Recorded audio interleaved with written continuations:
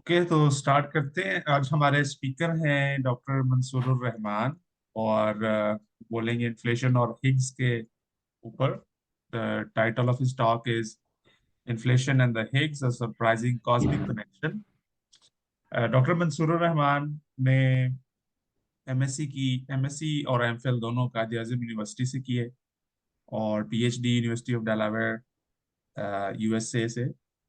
And then now he is a professor uh, of particle physics and cosmology at Qaid Azam University, Islamabad. तो अब आप अगर slide share करना चाहते हैं या जैसे भी, you can go. Thank you Ali for the introduction. So एक दो चीज़ें जो है वो अली के बारे में बताता हूँ। शहबाज जो है मेरा कायद आज़म यूनिवर्सिटी में सबसे पहला जो है वो स्टूडेंट था और उस टाइम जो है वो एमफिल स्टूडेंट था। यकीनन जो है पीएचडी स्टूडेंट तो उस टाइम पहले सेमेस्टर में नहीं थे, फिर एक दो सेमेस्टर के बाद पीएचडी स्टूडेंट्स आए थे और काफ़ी अच्छा माशाल्लाह इन्होंने परफॉर्म किए। जो ख़ास चीज़ है, इवन मेरे कायदा यूनिवर्सिटी से आने से पहले जो इनके साथ मेरा कनेक्शन था, जिसमें मुख्तलिफ अपनी जो क्वेश्चंस हैं, क्यूरियोसिटी है, क्वांटम ग्रेविटी से मुतल्लिक और भी चीज़ों के मुतल्लिक हम लोग रिस्पॉन्डेंस करते रहे। और एक चीज़ बड़ी इंटरेस्टिंग सी कि जो मैं अपने बाद में आने वाले स्टूडेंट्स को बताता हूँ, जब स्टूडेंट्स अपना थीसिस कंप्लीट करते हैं तो आपको एक प्लेजिज्म रिपोर्ट जो है वो जमा करानी होती है। तो उसमें आपका ये होता है कि 19% जो है वो सिमिलैरिटी इंडेक्स जो है वो अलाउ होता है। ठीक है, तो शहबाज वाहिद जो स्टूडेंट था जिसका फर्स्ट टाइम जब मैंने थीसिस जो है उसमें प्लेजिज्म रिपोर्ट में डाला तो 4% आया। 4%, इसके बाद मेरे किसी स्टूडेंट का नहीं आया। अक्सर का सिमिलैरिटी इंडेक्स जो है वो ज़्यादा आता है। तो मैं वो एग्जांपल देता हूँ कि शहबाज जो मेरा वाहिद स्टूडेंट था जिसका सिमिलैरिटी इंडेक्स सबसे कम आया थीसिस। इतना जो है वो अच्छा लिखा, अपना ओरिजिनलिटी जो है वो बहुत ज़्यादा थी उसमें। तो ये एक खास चीज़ थी। So today we'll be talking about a connection between the physics of very small and the physics of very large. So physics of very small जो है वो particle physics है and physics of very large जो है उसका ताल्लुक cosmology से है और खासतौर पर हम इन्फ्लेशन cosmology की बात करेंगे। तो और पार्टिकल फिजिक्स में जो खास एक पार्टिकल है, जो सबसे फेमस पार्टिकल है हिग्स, उससे रिलेटेड बात होगी। क्या ये हिग्स पार्टिकल जो कि एलएससी में देखा गया, क्या ये कोई रोल प्ले कर सकता है यूनिवर्स के एवोल्यूशन में, वेरी अर्ली यूनिवर्स में? तो ये चीज़ हम यहाँ पे एक्सप्लोर करेंगे। मेरी जो एरिया ऑफ रिसर्च है वो भी इसी से मुतल्लिक है। पार्टिकल फिजिक्स के मॉडल हम लोग कंस्ट्रक्ट करते हैं to explain the early universe, early epoch of universe.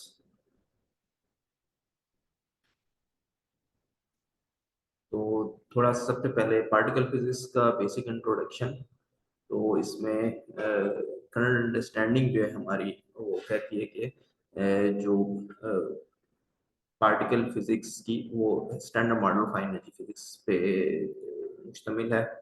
Standard model of energy physics में आपके पास बेसिकली दो चीज़ें हैं। एक ये इसका जो है वो गेज ग्रुप है and it is based on a local gauge symmetry. So SU3 जो है ये रिप्रेजेंट करता है स्ट्रॉन्ग इंटरेक्शन को। और यहाँ पे हमारे पास असल में क्वांटम फील्ड थ्योरी डिस्क्रिप्शन है इन इंटरेक्शंस की।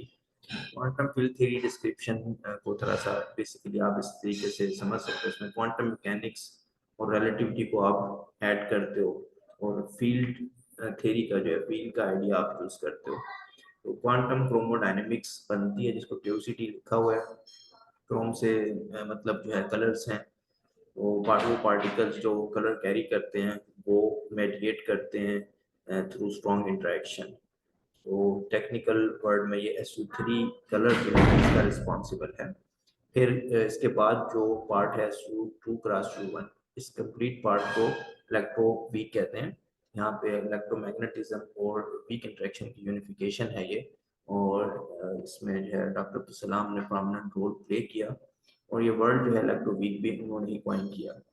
तो इलेक्ट्रोवीक इंटरेक्शन है और प्रेजेंट एनर्जीज में ये इलेक्ट्रोवीक जो इंटरेक्शन है ये ब्रोकन फेज में है।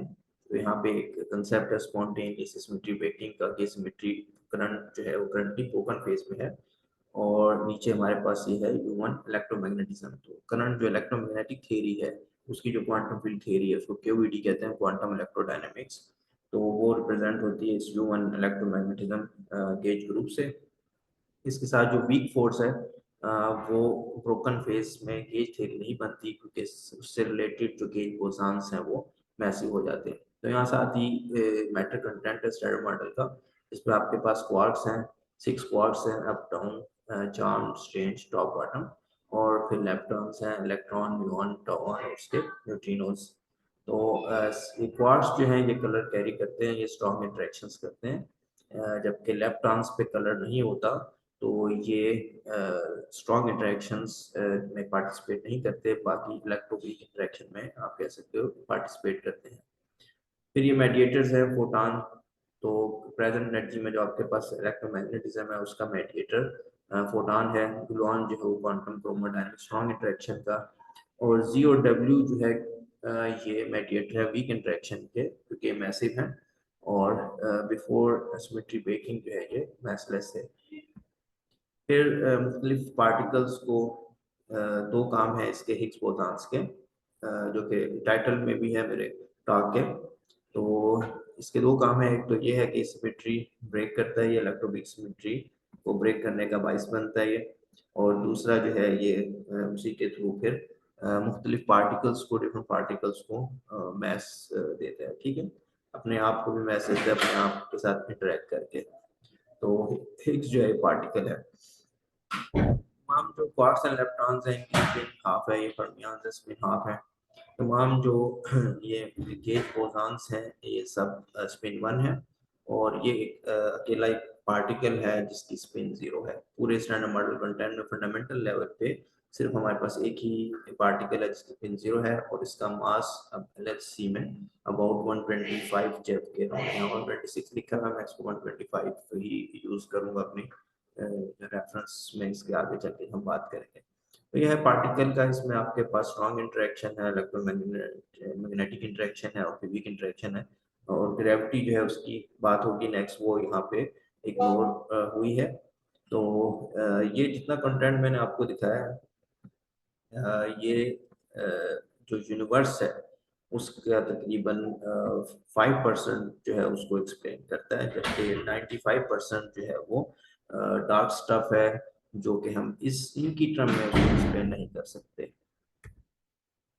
अच्छा, इसके बाद ग्रेविटी की साइड पे आते हैं। ग्रेविटी को बहुत बेसिक लेवल पे शुरू करते हैं। ग्रेविटी अगरचे के सबसे पहले डिस्कवर हुई, इसका जो लॉ बनाया गया न्यूटन ने बनाया, लेकिन स्टिल जो है वो लीस्ट नाउन फोर्स है।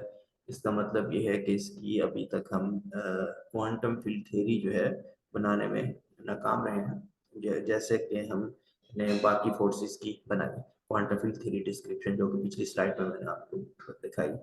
तो इसमें न्यूटन ने सबसे पहले ये चीज़ ऑब्जर्व की कि जो फॉलिंग ऑफ द मून है और Apple, falling of the moon and Apple जो है वो सेम लॉ फॉलो कर रहे हैं। तो ये जो चीज़ थी यूनिफिकेशन, उसने इसको हेल्प की न्यूटन को यूनिवर्स स्क्वायर लॉ फॉर्मुलेट करने में, जो कि यहाँ लिखा हुआ है ग्रेविटेशनल जो है यूनिवर्सल ग्रेविटेशनल लॉ। तो फोर्स जो इनवर्सली प्रोपोर्शनल है दो ऑब्जेक्ट के दरमियान डिस्टेंस के और उनके मैसेज के प्रोडक्ट के डायरेक्टली प्रोपोर्शनल है। Proportionality constant capital G Newton constant कहलाता है। तो ये अट्रैक्टिव फोर्स है। अच्छा, फिर नेक्स्ट चलते हैं हम आगे। सॉरी, हाँ। तो नेक्स्ट जो है न्यूटन का फिर लॉज ऑफ मोशन भी है न्यूटन के। F इक्वल्स टू एम में Newton second law of motion है, जिसमें जो प्रोपोर्शनैलिटी कांस्टेंट है ये इनर्शियल मास है। और इसी तरीके से आप जो न्यूटन का ग्रेविटेशनल लॉ है उसको भी लिख सकते हो आप। तो उसमें जो प्रोपोर्शनैलिटी कांस्टेंट आता है उसको हम ग्रेविटेशनल मास कह सकते हैं, where this G is the gravitational acceleration, और इसका फार्मूला जो है वो ये है। तो यहाँ पे दोनों लॉज क्योंकि डिफरेंट हैं, इनमें हम ये अज्यूम नहीं कर सकते कि दोनों में जो ये प्रोपोर्शनैलिटी वाला एलिमेंट आ रहा है ये दोनों सेम हो सकते हैं। तो इसको जस्ट डिस्टिंग्विश करने के लिए इनर्शियल ग्रेविटेशनल मास हमने कहा, और न्यूटन ने इसको एज्यूम किया कि ये दोनों जो है बराबर हैं, कुछ किस्म के एक्सपेरिमेंट्स करके उसमें इस चीज़ को कि ये दोनों जो बराबर हैं, लेकिन क्यों बराबर है इसकी एक्सप्लेनेशन न्यूटन प्रोवाइड नहीं कर सका। फिर इसके बाद आइंस्टाइन है जिसने इस को जो है इसमें इसकी रिलेटिविस्टिक थ्योरी बनाई, और उसमें जो पहला स्टेप था वो इक्विवेलेंस प्रिंसिपल था। इक्विवेलेंस प्रिंसिपल में बेसिकली एक थॉट एक्सपेरिमेंट के थ्रू उसने ये इक्विवेलेंस जो है वो शो की कि इनर्शियल मास और ग्रेविटेशनल मास जो है वो सेम है। क्यों सेम है? क्योंकि वो कहता है कि जो एक्सेलरेशन है ये ए, और जो ग्रेविटी की वजह से जो एक्सेलरेशन है उसमें आप फर्क नहीं कर सकते। आप ये फर्क नहीं कर सकते कि आप फ्री स्पेस में, यहाँ पे कोई ग्रेविटेशनल इफेक्ट नहीं है, फ्री स्पेस में जी एक्सेलरेशन के साथ अगर आप मूव कर रहे हैं किसी लैब में, और आप जो है या फिर अर्थ के सरफेस पे हैं जहाँ पे एक्सेलरेशन जो है वो जी है, तो इन साइड रहते हुए आप ये बात नहीं बता सकते कि आप जो है वो अर्थ पे हैं या फ्री स्पेस में, यानी ए और जी के में आप फर्क नहीं बता सकते। इससे आप इनर्शियल और ग्रेविटेशनल मास की इक्विवेलेंस उसने प्रूव की, और जिसको उसने happiest thought of my life कहा। तो इस तरीके से यहाँ पे, और इवन ये जो फ्री फॉलिंग ऑब्जेक्ट हैं ये असल में यहाँ पे इनर्शियल फ्रेम जो कंस्टिट्यूट करते हैं। Free falling frames are locally inertial frames जो है, लोकली इनर्शियल फ्रेम्स हैं कि हमने जूम किया है कि जी जो है ग्रेविटेशनल फील्ड स्ट्रेंथ जो है वो यूनिफॉर्म है। तो आपको पता है कि अर्थ में जो है ग्रेविटेशनल फील्ड जो है वो वेरी करती है, तो उसमें अगर आप बहुत ही छोटा सा रीजन लेते हो जहाँ पे तकरीबन कांस्टेंट है, तो फिर ये चीज़ है, और उसके हिसाब से इसको ये लोकली इनर्शियल फ्रेम्स कहा जाता है। तो यही चीज़ है, इसमें अगर दो ऑब्जेक्ट्स जो हैं वो फॉल करते हैं ग्रेविटेशन फील्ड में, तो इसमें आप देखते हो फ्री फॉल में दोनों फ्री फॉलिंग जो इनर्शियल फ्रेम है वो अपने तौर पे स्ट्रेट लाइन में मूव कर रहे हैं, लेकिन हमें पता है कि ये दोनों फ्रेम जो हैं ये आहिस्ता आहिस्ता एक दूसरे के नज़दीक आते जाएंगे। ठीक है, तो अगर ऐसी सिचुएशन हो कि आप स्ट्रेट लाइन में मूव कर रहे हो और आहिस्ता आहिस्ता आप एक दूसरे को जो है वो क्रॉस कर दो, मीट कर दो या डाइवर्ज कर दो, तो इसका ताल्लुक फिर ज्योमेट्री से निकलता है कि वो जो ज्योमेट्री है उस सरफेस की या उस स्पेस की, वो जो है वो यूक्लिडियन नहीं है। बिल्कुल ऐसे जैसे कि अर्थ पे है, अर्थ पे भी आप अगर दो स्ट्रेट लाइन में मूव करना शुरू हो जाओ तो आप उसको क्रॉस करोगे सरफेस ऑफ द अर्थ जो है, तो ये आपकी कर्व्ड सरफेस है। तो यहाँ से जो है जो ग्रेविटेशन और फोर्स का कंसेप्ट, एक अल्टरनेटिव इंटरप्रिटेशन जो है वो इस तरीके से आइंस्टाइन ने दिया। असल में ये जो है कर्वेचर ऑफ स्पेस है, तो ग्रेविटी कोई फोर्स नहीं है, बल्कि जो है ये असल में मैस के इर्द गिर्द जो स्पेस जो है उसको कर्व करता है, उसको है वो चेंज करता है इस तरीके से कि वो आपको इट अपीयर्स टू यू कि वहाँ पे कोई फोर्स है। तो ग्रेविटी को उसने कहा it's a kind of pseudo force जो है। फिर इस चीज़ पे बिल्ड करते हुए प्लेन्स प्रिंसिपल पे आइंस्टाइन जो है इसको यूज करते हुए उसने आइंस्टाइन इक्वेशंस बनाई। तो आप ये देख सकते हो न्यूटन का जो ग्रेविटेशन लॉ है उसको आप पोटेंशियल के फॉर्म में लिख सकते हो, वेयर दिस ग्रेविटेशनल एक्सेलरेशन जो है gradient of scalar potential, gravitation potential, और ये आपके पास ये पॉइसन इक्वेशन बन जाती है। और इसमें जो है इसको आप जनरलाइज करना है, तो इट टर्न्स आउट कि ये जनरलाइज इस तरीके से होती है कि जो रो है ये मास डेंसिटी आपका एक एनर्जी मोमेंटम टेंसर के अंदर आता है, उसका 0 0 कंपोनेंट बनता है, और ये फाई जो है ये एक मीट्रिक टेंसर जी म्यू का 0 0 कंपोनेंट उसके अंदर रिजाइड करता है। फिर यहाँ पे दो डेरिवेटिव्स हैं, तो यहाँ पे कुछ टेंसोरियल स्ट्रक्चर जो आता है सेकंड ऑर्डर टेंसर्स आते हैं which are nothing but expression of the derivative of this metric tensor up to second order. और मीट्रिक टेंसर जो है ये बेसिकली एक चीज है जो कि मेजर करके स्पेस की ज्योमेट्री को, स्पेस की ज्योमेट्री को बताएगी, आप उसके डेरिवेटिव्स लेके इसमें से इंफॉर्मेशन निकाल सकते हैं। तो लेफ्ट हैंड साइड पे आपके पास ज्योमेट्री आ गई स्पेस की, और उससे रिलेटेड ये टेंसर्स हैं, रिची स्केलर है ये आर, और ये आर म्यू जो है रिची टेंसर है। राइट साइड पे टी म्यू है जो energy momentum tensor, energy momentum content है राइट साइड पे, आप उसको बताते हो कि एनर्जी मोमेंटम कंटेंट जो है वो ये है, तो वो आपको ज्योमेट्री बता देगा, या आप उसको ज्योमेट्री बताते हो तो आपको एनर्जी मोमेंटम जो है वो कंटेंट जो है वो यूनिवर्स का बता देगा इस तरीके से। तो इस तरीके से आइंस्टाइन ने जनरलाइज किया इट्स अ टेंसर थ्योरी। तो वेक्टर थ्योरी काम नहीं करती। फिर इसमें एक कांस्टेंट टर्म जो है वो ऐड की जा सकती है, जिस लैम्डा कॉस्मोलॉजिकल कांस्टेंट, इसकी हम थोड़ी सी बात करेंगे लेटर। तो इसकी बहुत सारी प्रिडिक्शंस थी जो कि उस वक्त फिर टेस्ट हुई। तो कुछ ऐसी भी थी जिस पे आइंस्टाइन को भी डाउट था कि ये चीज़ें एग्जिस्ट करती, लेकिन टाइम के साथ जो है वो भी साबित हुई एक्सपेरिमेंटली। इसमें से दो की हम बात करेंगे जो समझे आपके मॉडर्न प्रिडिक्शंस कह सकते हैं जनरल रिलेटिविटी की, जिसमें से ब्लैक होल्स है और ग्रेविटेशनल वेव्स। तो ब्लैक होल्स जो है वो काफ़ी स्टूडेंट्स को पता है कि ब्लैक होल जो है वो का एक रफ आइडिया है, एक ऐसा रीजन होता है जहाँ से लाइट भी जो है वो एस्केप नहीं कर सकती। तो एस्केप वेलोसिटी का फॉर्मूला आप निकाल सकते हो, 2gm/r के रूप बन जाता है ये। अगर आप इसको एस्केप वेलोसिटी को बराबर कर दे तो स्पीड ऑफ लाइट से, तो आपको एक रेडियस मिल जाता है एक रीजन का, ठीक है, कि इससे बाहर, इससे इनसाइड जो है लाइट भी एस्केप नहीं कर सकती। तो उस रीजन को हम कहते हैं ब्लैक होल्स है। और अर्थ के अगर मास हम इसमें पुट करें तो श्वार्शियल रेडियस की वैल्यू निकल के आती है 1 सेंटीमीटर, यानी कि वो ब्लैक होल वाली चीज जो है वो अर्थ अर्थ का जो साइज है वो असल में इससे बड़ा है। अगर अर्थ को आप कंप्रेस कर दो 1 सेंटीमीटर या इससे छोटा तो वो ब्लैक होल बन जाएगा, ठीक है। तो उससे आप तो कंप्रेस नहीं कर सकते, या तो अपने ग्रेविटेशन पुल से होगा। तो वैसे ऑब्जेक्ट जो अपने ग्रेविटेशन पुल से इतने कंप्रेस हो जाएं कि वो श्वार्शियल रेडियस के इनसाइड लाइक करें तो वो ब्लैक होल्स बन जाते हैं। तो ये एक है चीज़ जो कि बाद में एक्सपेरिमेंटली देखी गई। आज हम देख सकते हैं, अगर हमने ब्लैक होल देखना कहाँ है तो हम जस्ट एक सेल्फी जो है वो ले सकते हैं। तो ये एक सेल्फी है सैजिटेरियस ए की, जो कि इवेंट होराइजन ने ली है ब्लैक होल की, जो कि हमारी गैलेक्सी के सेंटर में, तमाम गैलेक्सीज के सेंटर में massive super massive black holes हैं। तो और इस पे जो है नोबेल प्राइज भी मिला है सर रॉजर पेनरोज को, जिन्होंने इस चीज को इस थ्योरेटिकली जस्टिफाई किया कि जनरल थ्योरी ऑफ रिलेटिविटी जो प्रेडिक्ट करती है एग्जिस्टेंस ऑफ ब्लैक होल की क्लासिकली, ठीक है। तो इसके बाद दूसरी जो प्रेडिक्शंस हैं जिसके बारे में भी जो है वो आइंस्टाइन इतना श्योर नहीं था हिस्टोरिकली, अगर आप इसको फॉलो करें कि वो ग्रेविटेशनल वेव्स इसके अंदर एग्जिस्ट करती हैं नहीं करती हैं। खैर एट द एंड जो है कि हाँ जी करती हैं मेरी थ्योरी में, लेकिन इनको डिटेक्ट करना जो है वो तकरीबन ही जो है वो बहुत ही मुश्किल होगा। तो ये था उसका 1916 में उसने ये प्रिडिक्ट की, और इसके बारे में था कि ये इसको बहुत मुश्किल होगा, और फिर ये तकरीबन 100 साल के बाद ये जो है ये इस मुश्किल को आसान बना देगा टेक्नोलॉजी जो रेवोल्यूशन की वजह से।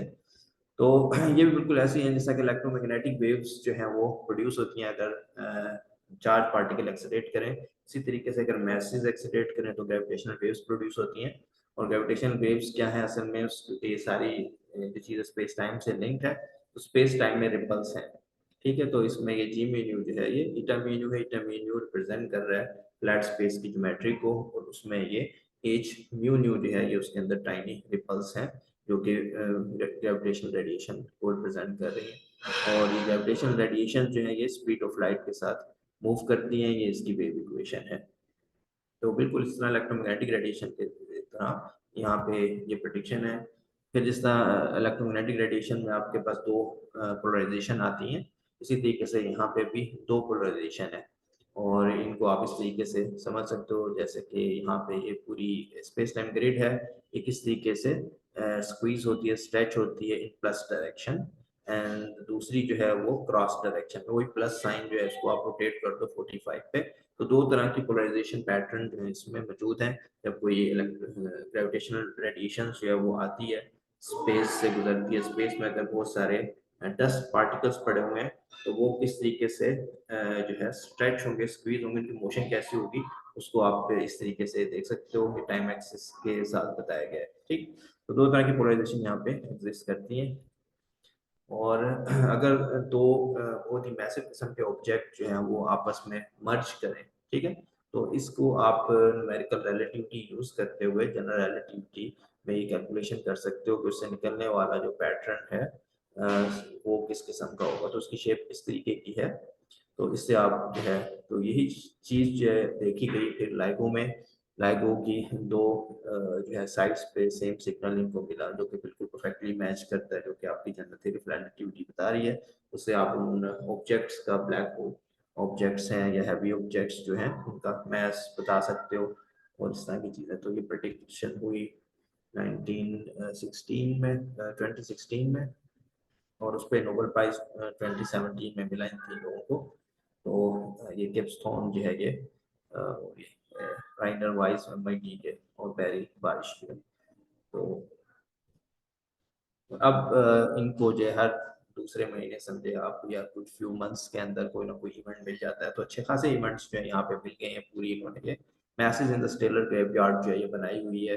तो आप इसमें देख सकते हैं कोई 2 ब्लैक होल हैं, कोई न्यूट्रॉन स्टार है इसमें, कोई इस तरह के ये सारे मैसेज की टर्म में ये मर्जर्स जो है नजर आए हैं जिनको जिनसे ग्रेविटेशन वेव तक डिटेक्ट हो चुकी है।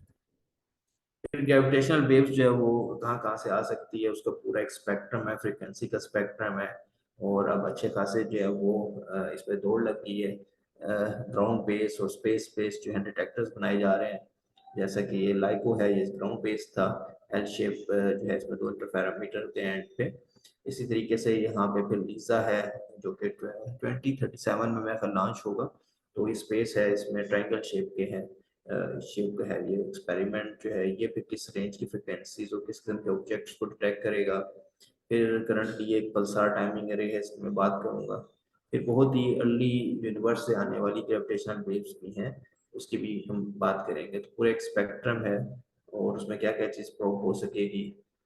आप जो है वो अर्ली ब्लैक होल्स कर सकते हो एक्सप्लोर, आप इंटरमीडिएट स्केल ब्लैक होल्स कर सकते हो, आप सुपर मैसिव ब्लैक होल्स जो हैं वो एक्सप्लोर कर सकते हो। और भी क्या चीज़ें हैं ऐसी जो एक्सप्लोर हो सकती हैं। तो अब ये पूरी फील्ड जो है ये बन चुकी है। बिल्कुल इसी तरीके से जैसे आप पहले चीज़ें देखा करते थे एस्ट्रोनॉमी में इलेक्ट्रोमैग्नेटिक रेडिएशन के थ्रू, अब ये एक नया डोर ओपन हो गया है जिसमें आप ग्रेविटेशनल रेडिएशन के थ्रू ऑब्जेक्ट्स देखेंगे। ये सारे डिटेक्टर्स हैं, ये आपको थ्रू आउट द हिस्ट्री जो है ये इंफॉर्मेशन देंगे। कई ऐसी थेरीज हैं बियॉन्ड स्टैंडर्ड मॉडल जो अब पॉसिबल होगा थ्रू ग्रेविटेशनल रेडिएशन को डिटेक्ट करना। कोई ना कोई ऐसा फिनोमिना वो अगर जो है वो सजेस्ट करते हैं, कोई फेस ट्रांजिशन हो रही है, कुछ आ रही है, तो उससे निकलने वाली ग्रेविटेशनल वेव्स डिटेक्ट हो सकेंगी और इस चीज़ को हम टेस्टिफाई कर सकेंगे। तो ऐसी एनर्जी स्केल जो कि करंटली लार्ज हैड्रॉन कोलाइडर में भी एक्सेसिबल नहीं है, तो वो यहाँ पे हो सकेंगे। इसके अलावा बहुत सी चीज़ें जो है हमें स्टडी करने का मौका मिलेगा। तो ग्रेविटेशनल वेव्स जो है वो उगती नहीं, ये ट्रैवल करती हैं as compare to electromagnetic radiation. तो इवन जो ग्रेविटेशनल वेव्स बिल्कुल जो ओरिजिन ऑफ द यूनिवर्स है, हमारी यूनिवर्स का जो ओरिजिन है बिग बैंग है, अगर वहाँ पे कोई ना कोई बिग बैंग हुआ है तो वहाँ से निकलने वाली भी ग्रेविटेशनल वेव्स हम देख पाएंगे किसी स्टेज पे। और हम देख सकेंगे वाकई जो क्या है ओरिजिन, उसके मुतालिक जान सकेंगे अगर बाकी कोई ओरिजिन है या नहीं है, तो इस मुतालिक हम रिसर्च कर सकेंगे। तो अब ये है कि ग्रेविटेशनल वेव्स आ रही हैं आपकी किसी करीब ऑब्जेक्ट से, मर्जर से, या फिर बहुत ही दूर से आ रही हैं तो एक बैकग्राउंड बना रही हैं। तो ये बैकग्राउंड वाली चीज भी जो है वो अब शुरू हो गई है। North American nano hertz observatory for gravitational waves, nano grav जो है इनको कुछ सिग्नल मिले हैं। बेसिकली क्या है कि ये पल्सार्स हैं, ये फास्ट रोटेटिंग न्यूट्रॉन स्टार होते हैं, इनसे पल्सेस निकलती हैं, ये तेजी से घूमते हैं बिल्कुल ऐसे जैसे लाइट हाउस होता है। उसमें तो लाइट जैसे ही आपकी तरफ आती है आपको सिग्नल मिलेगा, फिर दोबारा आएगी फिर सिग्नल मिलेगा। तो इस तरह के पल्सार्स सिग्नल्स आपको मिलते हैं। तो ये हमारी गैलेक्सी में बहुत सारे पल्सार्स मौजूद हैं जो कि ये सिग्नल्स भेज रहे हैं। तो ये बिल्कुल ऐसी है जैसे लाइगो के आर्म्स है, लाइगो के बहुत सारे आर्म्स बना दें, वहां से आने वाली जो रेडिएशन है वो आ रही है, फिर उनमें जो है उनके आने में कोई डिले या कोई इस तरह की चीज ऑब्जर्व होती है, तो उससे ये ग्रेविटेशनल वेव्स को जो है वो डिटेक्ट कर सकते हैं, एक ग्रेविटेशन वेव बैकग्राउंड को डिटेक्ट कर सकते हैं। तो उनको जो है ये चीज मिली है टू सम लेवल। तो अगर कोई ग्रेविटेशन बैकग्राउंड एग्जिस्ट करता है, ठीक है, तो ये आपका पूरा जो है ये बहुत सारे जो है पल्सार्स हैं, ये सेंटर में अर्थ है, यहाँ से अगर सिग्नल्स, अगर कोई सिग्नल नहीं आते, ठीक है, तो मुख्तलिफ पल्सार से आने वाले सिग्नल में कोई कोरिलेशन नहीं होगा, तो फिर आपको ये मिलेगा। लेकिन अगर कोई बैकग्राउंड मौजूद है, ग्रेविटेशनल बैकग्राउंड मौजूद है, तो आपकी जनरल रिलेटिविटी की जो थ्योरी है वो एक खास किस्म का पैटर्न प्रेडिक्ट करती है जिसको हेलेंस डाउन कर्व कहा जाता है। ठीक है, कोरिलेशन पैटर्न है ये। कि डिपेंडिंग के कितने एंगल पे दो पल्सार्स के सिग्नल को आप कंपेयर कर रहे हैं, उसका कोरिलेशन निकाल रहे हैं, उसके हिसाब से ये यहाँ पे नीचे एंगल लिखा हुआ है 0 से 80 तक का। ठीक, इस तरह का पैटर्न जब बनेगा तो इसका मतलब होगा कि ग्रेविटेशनल वेव बैकग्राउंड जो है वो यहाँ से पास कर रहा है।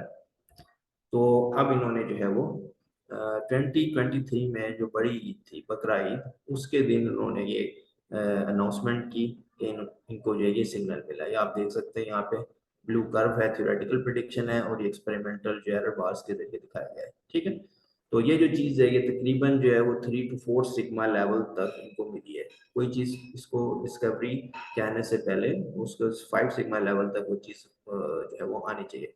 तो ये 15 इयर्स रिजल्ट है, मजीद और जो है डेटा इकट्ठा करेंगे, और बहुत ज़्यादा चांसेस हैं कि आगे ये नेक्स्ट जो इनकी अनाउंसमेंट होगी उसमें ये इसको 5 सिग्मा लेवल तक कर देंगे। तो ग्रेविटेशनल वेव जो है बैकग्राउंड एक नई चीज़ है जो कि आने वाली है, और नैनोग्रेव इसमें हमने काफ़ी पेपर लिखे, और मेरे स्टूडेंट्स भी जो है वो इसके ग्रेविटेशन का जो है वो हिस्सा है। कॉस्मोलॉजी की तरफ आते हैं, कुछ हमने जो है वो पार्टिकल फिजिक्स की बातें की, और उसमें फिर ग्रेविटी की, रिलेटिविस्टिक थ्योरी ऑफ ग्रेविटी, उसके प्रेडिक्शंस की। तो अब कॉस्मोलॉजी जो है वो क्या चीज़ है, उसमें आप पूरी यूनिवर्स जो है उसको एज अ होल जो है वो ट्रीट करते हो, उसके मुतालिक जानने की कोशिश करते हो, its origin, nature, evolution and eventual fate. इसमें साइजेस बहुत बड़े होते हैं, टिपिकली जो है वो गैलेक्टिक साइजेस होते हैं, जिसको आप यहाँ देख सकते हो मेगा पार्सेक की यूनिट्स यूज होती हैं, जो कि 3 मिलियन लाइट ईयर है। 3 मिलियन लाइट ईयर होता है, इसमें लाइट जो एक साल में कितना डिस्टेंस कवर करती है, जो कि टिपिकल इंटरगैलेक्टिक डिस्टेंस है। Intergalactic distance 3 million light years है, और milky way is about 30 kilo parsec across, तो इसका साइज। तो कॉस्मोलॉजी बहुत बड़े साइज जो है उससे डील करती है ये, और इसमें जो है आप ये समझ सकते हो कि जो गैलेक्सीज हैं उसको आप समझो कि हम पॉइंट पार्टिकल के तौर पर ट्रीट करते हैं, मैं उसको अक्सर कहता हूँ। ठीक है, कोई ट्रू बात नहीं है, लेकिन इतना बड़ा साइज है जिसमें गैलेक्सीज जो है वो पॉइंट पार्टिकल्स बने होते हैं, जैसे पार्टिकल फिजिक्स में आपके इलेक्ट्रॉन, प्रोटॉन जो है पॉइंट, इलेक्ट्रॉन और जो है क्वार्ट्स वगैरह ये पॉइंट पार्टिकल्स होते हैं। तो इसमें मैं शुरू करता हूँ न्यूटन से, कि न्यूटन क्या सोचा करता था कि यूनिवर्स कैसी है। तो यूनिवर्स, न्यूटन सिंपल अप्रोच ये कि यूनिवर्स जो है उसने सोचा कि वो इन्फिनाइट है। ठीक है, ना सिर्फ स्पेस में बल्कि टाइम में भी, कि बहुत ही लंबे अरसे से मौजूद है, और फील्ड विद स्टार्स, तो ये उसका था। और स्पेस जो स्टैटिक है, कि स्पेस टाइम जो है वो स्टैटिक थी, उसके पॉइंट ऑफ व्यू से उस आइंस्टाइन ने चीज चेंज की थी, और यूक्लिडियन है। लेकिन अगर ये ऐसी चीज है तो this universe is gravitationally unstable, क्योंकि इसमें जो है जरा सी परटर्बेशन में फिर ये स्टार्स आपस में due to gravitational attraction collapse कर जाएंगे। तो ये यूनिवर्स जो है ये, इसके साथ ये इशू था।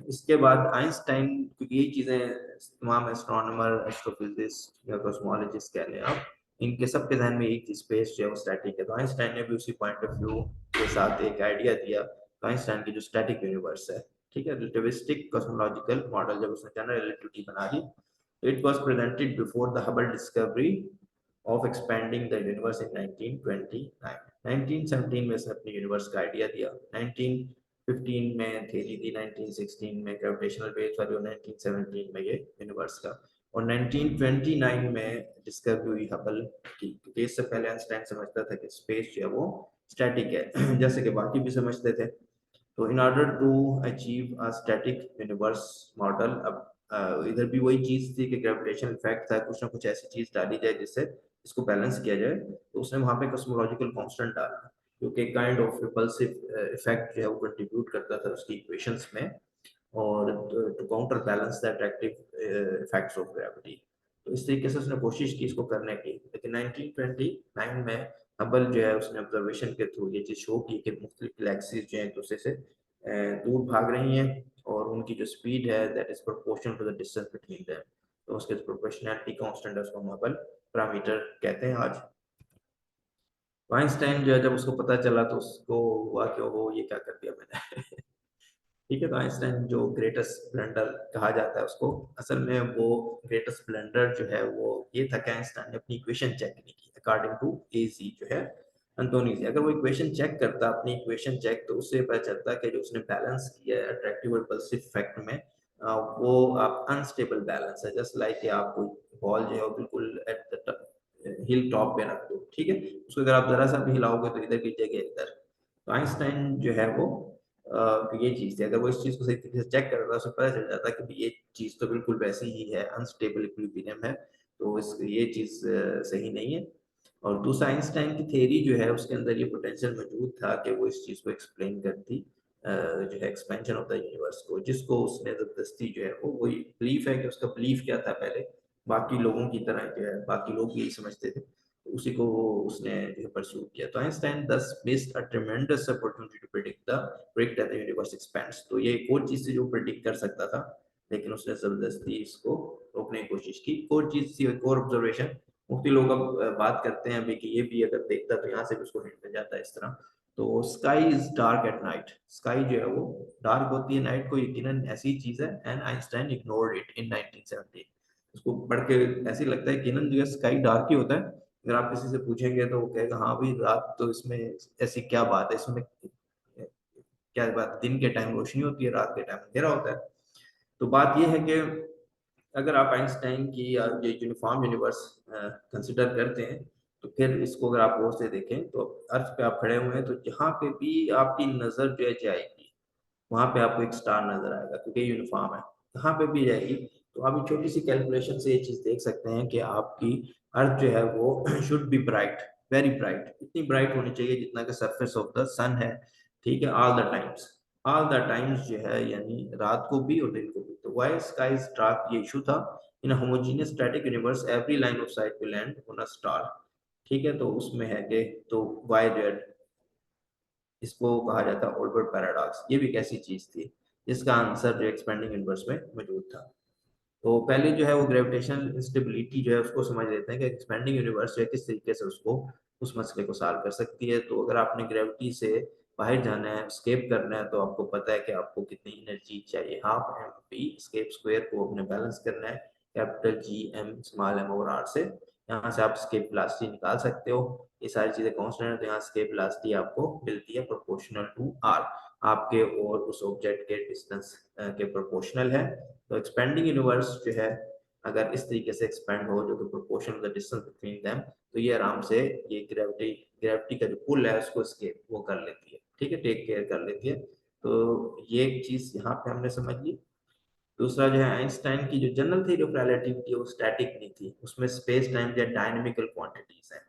ये क्वांटम फील्ड थ्योरी का जो लोग कोर्स पढ़ते हैं या क्लासिकल फील्ड थ्योरी का, तो यहाँ पे जो जी मेन्यू है वो असल में एक डायनेमिकल फील्ड है, तो वो स्पेस टाइम को रिप्रेजेंट करती है, उस behaviour depends on the distribution of matter, ठीक है। जी मेन्यू आपका निकलता है कि टी मेन्यू जो है वो नेचुरल टेंसर यूनिवर्स का क्या है। Space expand particle ride on this expanding space and get pulled apart, ठीक, तो स्पेस एक्सपेंड कर रहे हैं, पार्टिकल अपनी जगह पे ही है लेकिन स्पेस के साथ वो बह रहे हैं, तो इस तरीके से वो एक्सपेंडिंग यूनिवर्स में आपको पार्टिकल थ्रू जाते हुए दिखाई देते हैं। तो expanding universe is also consistent with the dark night. तो ये भी जो चीज है इसमें, इस मसले को भी वो टेक केयर कर लेता है। तो अब एक यूनिफॉर्म जो यूनिवर्स है, होमोजीनियस एंड आइसोट्रॉपिक यूनिवर्स, उसमें उसमें तो हम ये अज्यूम करेंगे, एक कॉस्मोलॉजिकल प्रिंसिपल है कि लार्ज स्केल पे हमारी यूनिवर्स जो है वो होमोजीनियस एंड आइसोट्रॉपिक है, यानी कि वो स्केल जो है जो कि बहुत बड़े हैं, टिपिकल जो डिस्टेंस है बिटवीन गैलेक्सीज के। तो अगर आप ये चीज यूं करते हो कि एक होमोजेनियस आइसोट्रॉपिक यूनिवर्स, तो उसमें आपको तीन तरह की ज्योमेट्रीज मिलती हैं, एक क्लोज्ड है, एक फ्लैट और एक ओपन। फ्लैट में ये है कि अगर आप दो लाइट जो है पैरेलल टू ईच अदर जो है वो शॉर्ट करते हो तो वो पैरेलल ही रहेंगी, और अगर आपकी यूनिवर्स क्लोज होगी तो वो लाइट्स जो है किसी टाइम पे जाके आपस एक क्रॉस कर देंगे, एक दूसरे को मीट करेंगी, और अगर आप ओपन है तो वो जो डाइवर्ज कर देंगे, उनके दरमियान डिस्टेंस बढ़ जाएगा। तो तीन ज्योमेट्रीज पॉसिबल हैं, और करंटली जो है एक्सपेरिमेंट्स ज़्यादा फेवर करते हैं फ्लैट ज्योमेट्री की तरफ। तो ये थ्री स्पेस की ज्योमेट्री की मैं बात कर रहा हूँ, तो मैं जो है इसको ये अज्यूम करूंगा अपनी लेटर डिस्कशन में कि ज्योमेट्री जो फ्लैट है, इसको फ्लैट को अज्यूम करते हुए और इस प्रिंसिपल को यूज करते हुए कि होमोजेनियस आइसोट्रॉपिक यूनिवर्स को, तो ये फ्रीडमैन, रॉबसन, वाकर जो थे, इन लोगों ने ये मीट्रिक प्रपोज किया था, और इसको मीट्रिक को यूज करते हैं। इसमें आप देख सकते हो कि ये दो पॉइंट्स के दरमियान डिस्टेंस थ्री स्पेस में ये स्फेरिकल कोऑर्डिनेट्स में लिखा हुआ है डी आर स्क्वायर और ये आपका ये सॉलिड एंगल ठीक है, और ये पूरा जो डिस्टेंस है थ्री स्पेस का ये स्केल हो रहा है बाय सम फैक्टर ए। ठीक है, स्केल फैक्टर है, ये स्पेस को स्ट्रेच कर रहा है। ये सिर्फ टाइम पे डिपेंड कर रहा है, किसी डायरेक्शन पे डिपेंड नहीं कर रहा। सब तरफ जो एक्सपेंशन है यूनिफॉर्म है, और साथ ये टाइम का फैक्टर आता है ड्यू टू रिलेटिविटी, जो है कि टाइम और स्पेस को इक्वल फुटिंग पे ट्रीट करते हैं। ठीक, तो इसको जो अगर आप आइंस्टाइन इक्वेशन में डालते हैं, आपको कुछ इक्वेशंस मिलती हैं, और उसमें आप अज्यूम करते हो कि आपका जो यूनिवर्स है वो एक परफेक्ट फ्लूइड जो है, जो मैटर कंटेंट है वो परफेक्ट फ्लूइड का है, यानी कि वही होमोजेनियस एनिसोट्रॉपिक प्रॉपर्टी के साथ। तो आपको दो इक्वेशन मिलती हैं, एक हबल एक्सपेंशन की मिलती है। हबल एक्सपेंशन जो है वो कैसे होगी एक्सपेंशन, वो डिपेंड करेगी the content of the universe, तो एनर्जी मास डेंसिटी पे। और ये एक्सपेंशन एक्सलरेट करेगी या डी एक्सलरेट, वो डिसाइड करेगा रो प्लस 3p। इसमें रो मास एनर्जी डेंसिटी है, और p जो है प्रेशर है, प्रेशर डेंसिटी। तो इस पे रो प्लस 3p अगर पॉजिटिव होगा किसी, तो फिर ये एक्सलेटेड डी एक्सलेटेड एक्सपेंशन होगी, अगर ये नेगेटिव होगा तो एक्सलेटेड एक्सपेंशन होगी। और रो सी एक क्रिटिकल वैल्यू है एनर्जी डेंसिटी की 3s²/8। तो नेक्स्ट जो है, आप मुख्तलिफ किस्म की सिचुएशन देखते हैं। ऑर्डिनरी मैटर जो है वो उसकी डेंसिटी स्केल करती है 1/वॉल्यूम के साथ। ठीक है, तो आप इस चीज फैक्ट को यूज कर सकते हैं, यहाँ पे इससे स्केल फैक्टर निकाल सकते हैं। रो 1/वॉल्यूम के साथ है, तो रो जो है वो 1/a³ के तौर पे स्केल करेगी, जैसे जैसे स्पेस स्ट्रेच करेगी। इससे आप जो है यहाँ पुट करके एक एक्सप्रेशन निकाल सकते हैं टाइम में। टर्म में 2/3 आती है पावर, और ये डी एक्सेलरेटेड एक्सपेंशन को करस्पॉन्ड करता है। तो ऑर्डिनरी मैटर जो है वो आपको डी एक्सेलरेटेड एक्सपेंशन देता है क्योंकि ऑर्डिनरी मैटर जो है वो आपका उसमें ग्रेविटी का इफेक्ट है, वो उसको स्लो डाउन करेगा एक्सपेंशन को। रेडिएशन जो है उसमें एक एक्स्ट्रा चीज आ जाती है, उसकी वेवलेंथ भी नीचे जो वॉल्यूम के साथ एक वेवलेंथ भी आ जाती है, और वेवलेंथ की वजह से एक एक्स्ट्रा एक्सप्रेशन आ जाता है स्ट्रेचिंग का। तो रो जो है 1/a⁴ बन जाता है, और इस तरह ये भी डी एक्सपेंशन को करस्पॉन्ड करता है। ये अगर आप एक कॉस्मोलॉजिकल कांस्टेंट वाली टर्म को ले लें, या उसको हम वैक्यूम कह लेते हैं, जो कि एक्सपेंशन के साथ चेंज नहीं होती, ऐसी डेंसिटी, तो उसमें जो है आपको मिलती है एक्सलेटेड एक्सपेंशन, क्योंकि ये होती है एक्सपोनेंशियल एक्सपेंशन है टू दी एच टी जो है। ठीक है, तो ये एक ऐसी चीज़ है जो हमारे लिए रेलेवेंट है इन्फ्लेशन के लिए भी, और आगे चल के हम डार्क एनर्जी की बात करेंगे उसके लिए भी। तो कॉस्मोलॉजी जो हॉट बिग बैंग कॉस्मोलॉजी है, उसको मॉडर्न पॉइंट ऑफ व्यू हम इस तरह दे सकते हैं कि ये it consist of standard model of energy physics, general relativity plus cosmological principal. Cosmological principal जो क्या है, वही के लार्ज डिस्टेंसेस पे यूनिवर्स होमोजेनियस एनिसोट्रॉपिक है। यहाँ से इसकी कुछ प्रेडिक्शंस निकलती हैं कि यूनिवर्स एक्सपेंड हो रही है, हम देख चुके। इसके अलावा प्राइमोर्डियल न्यूक्लियोसिंथेसिस जो हुई थी, जो लाइट किस्म के न्यूक्लाई थे, उनकी फॉर्मेशन की कंसंट्रेशन को ये प्रिडिक्ट करती है, और बिल्कुल ये जो है सही प्रिडिक्शन करती है। इसके अलावा जो है इसमें कॉस्मिक माइक्रोवेव बैकग्राउंड रेडिएशन को ये प्रिडिक्ट करती है विद टेम्परेचर ऑफ 3 केल्विन। तो ये प्रपोज करती है कि मैटर और रेडिएशन कपल थे, फिर किसी स्टेज पे रेडिएशन कपल हुई, और अब जो है करंटली उस रेडिएशन का जो टेम्परेचर है, एवरेज टेम्परेचर, वो 3 केल्विन के अबाउट है। तो ये ऐसी चीज़ें हैं जो कि हमने देखी। इसमें से खासतौर पे लास्ट वाली है इम्पोर्टेंट, इसी से सारी इंफॉर्मेशन निकल रही है। तो ये अर्ली जो बिग बैंग का मॉडल था, ये इसका एल्फेरिन जो है, रॉफ एल्फेरिन 1948 में इसने काम किया। इसके जॉर्ज गामो जो था, इसका सुपरवाइजर था पीएचडी का, ये स्टूडेंट था। इन्होंने पेपर लिखा। इससे पहले जो मैनहट्टन प्रोजेक्ट, जहाँ पे न्यूक्लियर बॉम्ब्स वगैरह बनाए गए अमेरिका के, जब वो काम कंप्लीट हो गया सेकेंड वर्ल्ड वॉर, उसके बाद इनको फिर एक्सेस मिली कि न्यूक्लियर रेट्स जो हैं, चेन रिएक्शन रेट्स, उनकी चीज़ें इनको मिली, जिससे फिर ये इन्होंने अपना बिग बैंग न्यूक्लियोसिंथेसिस मॉडल जो है वो बनाया। तो फिर इसने कहा कि ये अल्फा है, मैं गैमा हूँ। तो उसका एक दोस्त जो है बैटे जो था, उसको भी इन्होंने शामिल किया। तो अल्फा बीटा गामा मशहूर पेपर है जो लिखा है इन्होंने, बैटे बहुत मशहूर किस्म का साइंटिस्ट था। तो इन तीनों को जो, जिसपे इसका जो स्टूडेंट था पीएचडी का, वो खुश नहीं था। तो खैर ये इन्होंने जो है यहाँ पे इसने ये मॉडल दिया, और उसमें ये प्रिडिक्शन की कि बैकग्राउंड जो निकलना चाहिए कॉस्मिक माइक्रोवेव बैकग्राउंड, जो कि फिर ये पेंसियाज और रॉबर्ट विल्सन जो हैं, इन्होंने जो बेल लैब्स में काम कर रहे थे, इन्हें इस एंटीने को यूज़ किया, जहाँ पे इन्हें नॉइज़ मिली। और जो कि नॉइज़ थी, इन्हें समझ नहीं आती है नॉइज़ जो है हर दफ़ा आ रही है, क्यों आ रही है कंटिन्यूसली। तो इसी के करीब जो है प्रिंसटन यूनिवर्सिटी में थ्योरेटिशियन थे डेव वगैरह, जो कि इस मॉडल की प्रेडिक्शंस का सोच रहे थे कि हम कोई जो है एक्सपेरिमेंट जो है वो डिवाइस करें जिससे हम ये कॉस्मिक माइक्रोवेव बैकग्राउंड रेडिएशन जो टैग कर सकें। वो इस पे काम कर रहे थे। जब उन्हें पता चला कि ये इन्होंने जो है कोई नॉइज इन्हें मिली है तो उन्हें फौरन समझ आ गई कि ये वो वही चीज़ है जो कि हम जिसकी तलाश में थे। उन्होंने भी पेपर लिखा थ्योरी का और इन्होंने एक्सपेरिमेंट करके नोबेल प्राइज मिला। तो बाद में वो डेव जो था विल्किंसन जो है उन्होंने फिर से अगले स्टेप का वो डब्ल्यू मैप वाला एक्सपेरिमेंट उसको जो है रीड किया। अच्छा, इसके बाद ये बना कॉस्मिक माइक्रोवेव बैकग्राउंड को भी जो है सैटेलाइट भेजा गया जिसमें इस रेडिएशन को ज़्यादा अच्छे तरीके से स्टडी किया गया और देखा गया कि इसका जो स्पेक्ट्रम है बिल्कुल ऐसा ही है जैसे ब्लैक बॉडी रेडिएशन का है।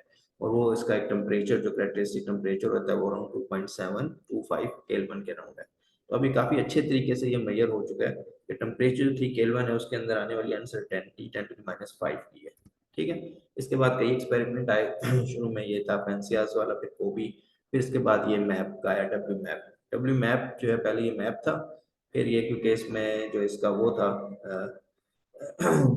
जो प्रिंसिपल इन्वेस्टिगेटर होता है डेव विल्किंसन, ये इसकी डेथ हो गई थी किसी कार एक्सीडेंट में। फिर इसकी इसको ऑनर करने के लिए साथ डब्ल्यू का वर्ड जो है ऐड कर दिया डब्ल्यू मैप।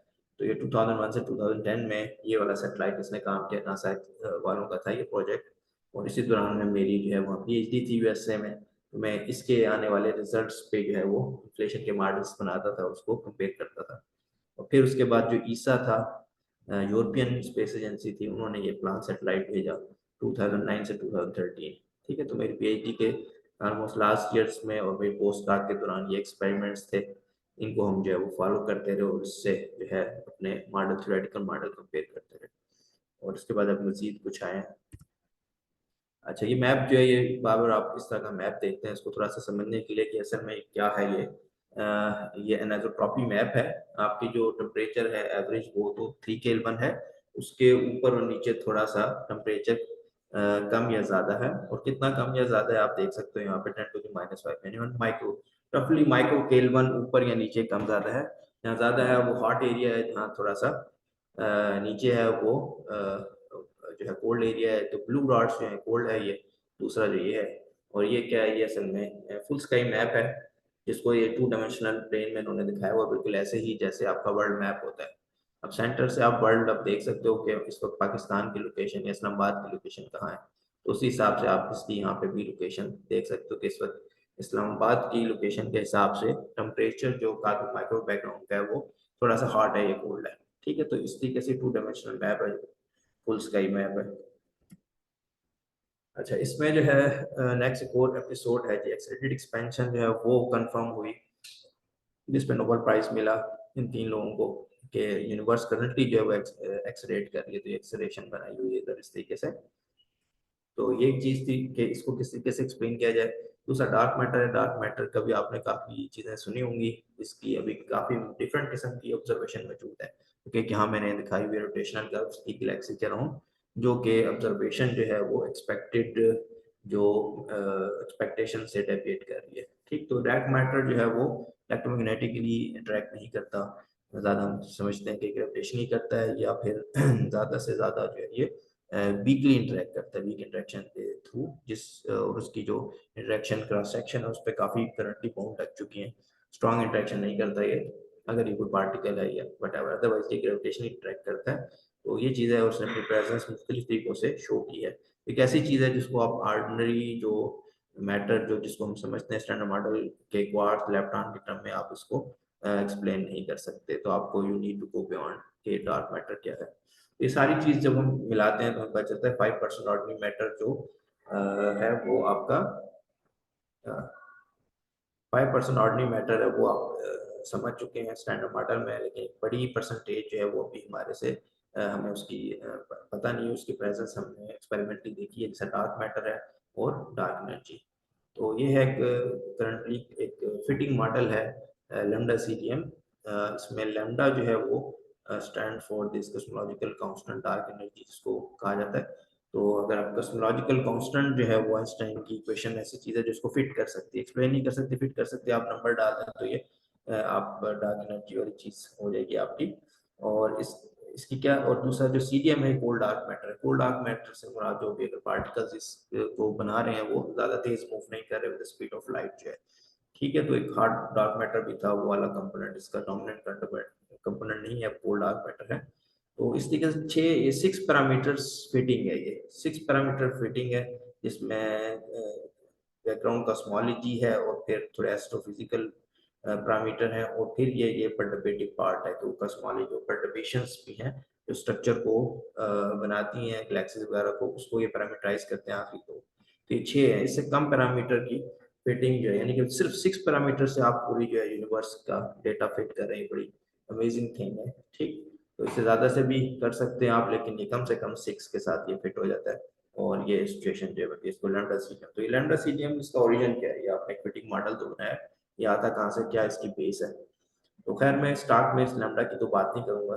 डार्क मैटर के लिए हमारे पास है मॉडल्स, इसमें सुपरसिमेट्री अगर आप कंसिडर करते हो तो उसमें आ जाती है लाइटर सुपरसिमेट्रिक पार्टिकल, और भी बहुत सारी चीज़ें हैं, बहुत आइडियाज, एक्सियन है इस तरह की। तो ये बहुत इस वक्त करंटली हॉट टॉपिक है डार्क मैटर को समझना, जो इसके पीछे लगे हुए लोग इसको। अच्छा, इसके बाद अभी आपको कंटेंट पता चल गया कि करंटली हमारे पास क्या चीज़ कितने परसेंटेज के साथ है, डार्क एनर्जी ज़्यादा है, फिर उसके बाद आपके पास बाकी कंपोनेंट्स हैं। तो आपको पता है कि डार्क एनर्जी जो है ये एनर्जी डेंसिटी इसकी कांस्टेंट होती है। तो बैक इन टाइम अगर आप इसको करते हैं एक्सट्रापोलेट, तो आप देखेंगे सीधी रहेगी ये टाइम के साथ साथ बाकी कंपोनेंट्स जो हैं वो इससे ज़्यादा हो जाएंगे। जैसे रेडिएशन, ये मैटर है, रेडिएशन जो है वो स्केल होती है 1/A⁴ के, और मैटर होता है 1/A तो क्यूब के। तो अर्ली यूनिवर्स में आप एक्सपेक्ट करते हैं कि आपको एक रेडिएशन डोमिनेटेड यूनिवर्स मिलेगी, इसी को हम कहते हैं वो hot big bang model. Hot big model में मसाइल हैं कुछ, और उसमें से एक है होराइजन प्रॉब्लम। बहुत सारे हैं, मैं एक या दो आपको बता दूंगा। होराइजन प्रॉब्लम में ये है कि करंटली आप लेट से यहाँ पे खड़े हुए हैं, और ये जो रेड कलर का ये सीएमबी है जहाँ से रेडिएशन डिकपल हुई, cosmic microwave background radiation decouple हुई है। अगर आप स्काई में दो अपोजिट डायरेक्शन में देखते हैं, तो ये दो अपोजिट डायरेक्शन है, ये टिप ऑफ द ब्लू कोन जो है। तो यहाँ से आने वाली जो कॉस्मिक माइक्रोवेव बैकग्राउंड रेडिएशन है, इन दोनों का टेम्परेचर जो है वो सेम है, 3 केल्विन है। लेकिन अगर हम इनको बैक इन टाइम देखें, तो ये कोन्स जो हैं ये आपस में ओवरलैप नहीं करती from the singularity, big bang singularity से। तो इनको इतना टाइम नहीं मिलता कि आपस में कम्युनिकेट करें। तो हम ये एक पजल बन जाता है कि क्यों इन दो का टेम्परेचर जो है वो सेम है, क्यों जो है वो in all direction temperature same है, जबकि मुख्तलिफ रीजन्स जो हैं वो बिफोर डिकपलिंग जो है वो काजली डिसकनेक्टेड थे। तो क्यों जो है ये सीएमबी इतनी यूनिफॉर्म है, ये एक इशू है। इसके अलावा अगर आप बिल्कुल परफेक्टली होमोजीनियस यूनिवर्स ले लें, स्टार्ट करें इसी इनिशियल कंडीशन से, तो फिर वहाँ पे कोई स्ट्रक्चर भी नहीं बनेंगे। तो थोड़ी सी आपको इनहोमोजीनिटी चाहिए होती है, ताकि वो इनहोमोजीनिटी, वो परटर्बेशन जो है वो ग्रो करें ड्यू टू ग्रेविटेशनल कोलैप्स, और वो स्ट्रक्चर्स बनाएं, वो स्टार्स बनाएं, गैलेक्सीज बनाएं। तो आपको चाहिए। तो ये जो चीज़ है ये किस तरीके से हो सकती है, क्योंकि स्ट्रक्चर तो बने हुए हमें पता है। तो need a mechanism for the generation of primordial density perturbation. Density perturbation के लिए हमें ओरिजिन चाहिए कि कैसे बनता है, और करंटली हमें पता है कि डेल्टा रो ओवर रो जो है वो ऑफ द ऑर्डर ऑफ 10⁻⁵ है इसकी मैग्नीट्यूड, और इसका ओरिजिन, ये दो चीज़ें ऐसी हैं जो इस तरीके से होती हैं। ये तो यहाँ पे ये एलन गुथ है जो एमआईटी में काम कर रहा था, और ये ग्रैंड यूनिफाइड थ्योरीज पे काम कर रहा था। और फिर वहाँ पे जो है ये इसमें ग्रैंड यूनिफाइड थ्योरीज की जेनेरिक प्रेडिक्शन है, मोनोपोल्स आते हैं। मोनोपोल्स अगर आते हैं अर्ली यूनिवर्स में, तो वो जो आपकी यूनिवर्स की जो स्टैंडर्ड प्रेडिक्शन है न्यूक्लियर सिंथेसिस को उसको खराब कर देते हैं। तो ये कोशिश कर रहा था उसको किसी तरीके से मैं इन्वाइट कर सकूं। तो फिर वहाँ पे जो है ये देव वगैरह जो है जो प्रिंसटन में काम कर रहे थे, इन्होंने टॉक दी, और वहाँ पे जो है ये कॉस्मोलॉजिकल जो है ये होराइजन प्रॉब्लम और फ्लैटनेस प्रॉब्लम, इनका जिक्र किया। तो इसने वो टॉक अटेंड की। तो इस ये पहले से ही जहन तो इसका बन चुका था कि एक एक्सीलरेटेड एक्सपेंशन के थ्रू मैं मोनोपोल्स की डेंसिटी को डाइल्यूट कर सकता हूँ, यानी बहुत ह्यूज किस्म की एक्सपेंशन हो, जिससे ये मोनोपोल्स जो है कैसा फेज हम बस प्रपोज कर देते हैं, उससे ये मोनोपोल से हट जाएंगे। लेकिन साथ ही फिर उसको ये चीज़ें भी मिल गई कि ये ना सिर्फ ये मसले सॉल्व करेंगे, बल्कि होराइजन और फ्लैटनेस प्रॉब्लम भी सॉल्व कर देंगे कि why universe is so flat, और ये चीज़ें, ठीक। तो इस तरीके से फिर उसने ये पेपर लिखा एक्सीलरेटेड। तो ये है इन्फ्लेशन क्या है, basically is era of accelerated expansion the very early universe, ठीक है, तो इसमें जो एक्सेलरेटेड एक्सपेंशन है एंड इसको जो फ्रीडमैन इक्वेशन के हवाले से देखो तो आपको ये rho plus three P plus rho by three जो है ये आपका ये नेगेटिव होता है, तो ये एक्सेलरेटेड एक्सपेंशन को करस्पॉन्ड करता है। तो इसका मॉडल आप कैसे बना सकते हो, तो इसका मॉडल जो शायद ऊद ने बनाया था, उसमें मसाइल थे, फिर उसके बाद ये लिंडे और ये स्टाइनहार्ट वगैरह आए जिन्होंने उसको रिप्लेस किया एक बेहतर मॉडल से, उसके प्रॉब्लम सॉल्व किए, और वो है स्लोली रोलिंग स्केलर फील्ड जो है। तो इसमें आप प्रेशर और एनर्जी डेंसिटी एक स्केलर फील्ड अगर आप कंसिडर करते हो जो कि जो है वो होमोजीनियस है, ऑलमोस्ट होमोजीनियस है, तो उस वो जो है उसको अगर आप देखो तो ये वो कंडीशन फुलफिल करती है जो कि एक्सेलरेटेड एक्सपेंशन की है, तो आपको एक एक्सेलरेटेड एक्सपेंशन मिलती है। ठीक है, और ये accelerated expansion is due to the energy, this potential energy.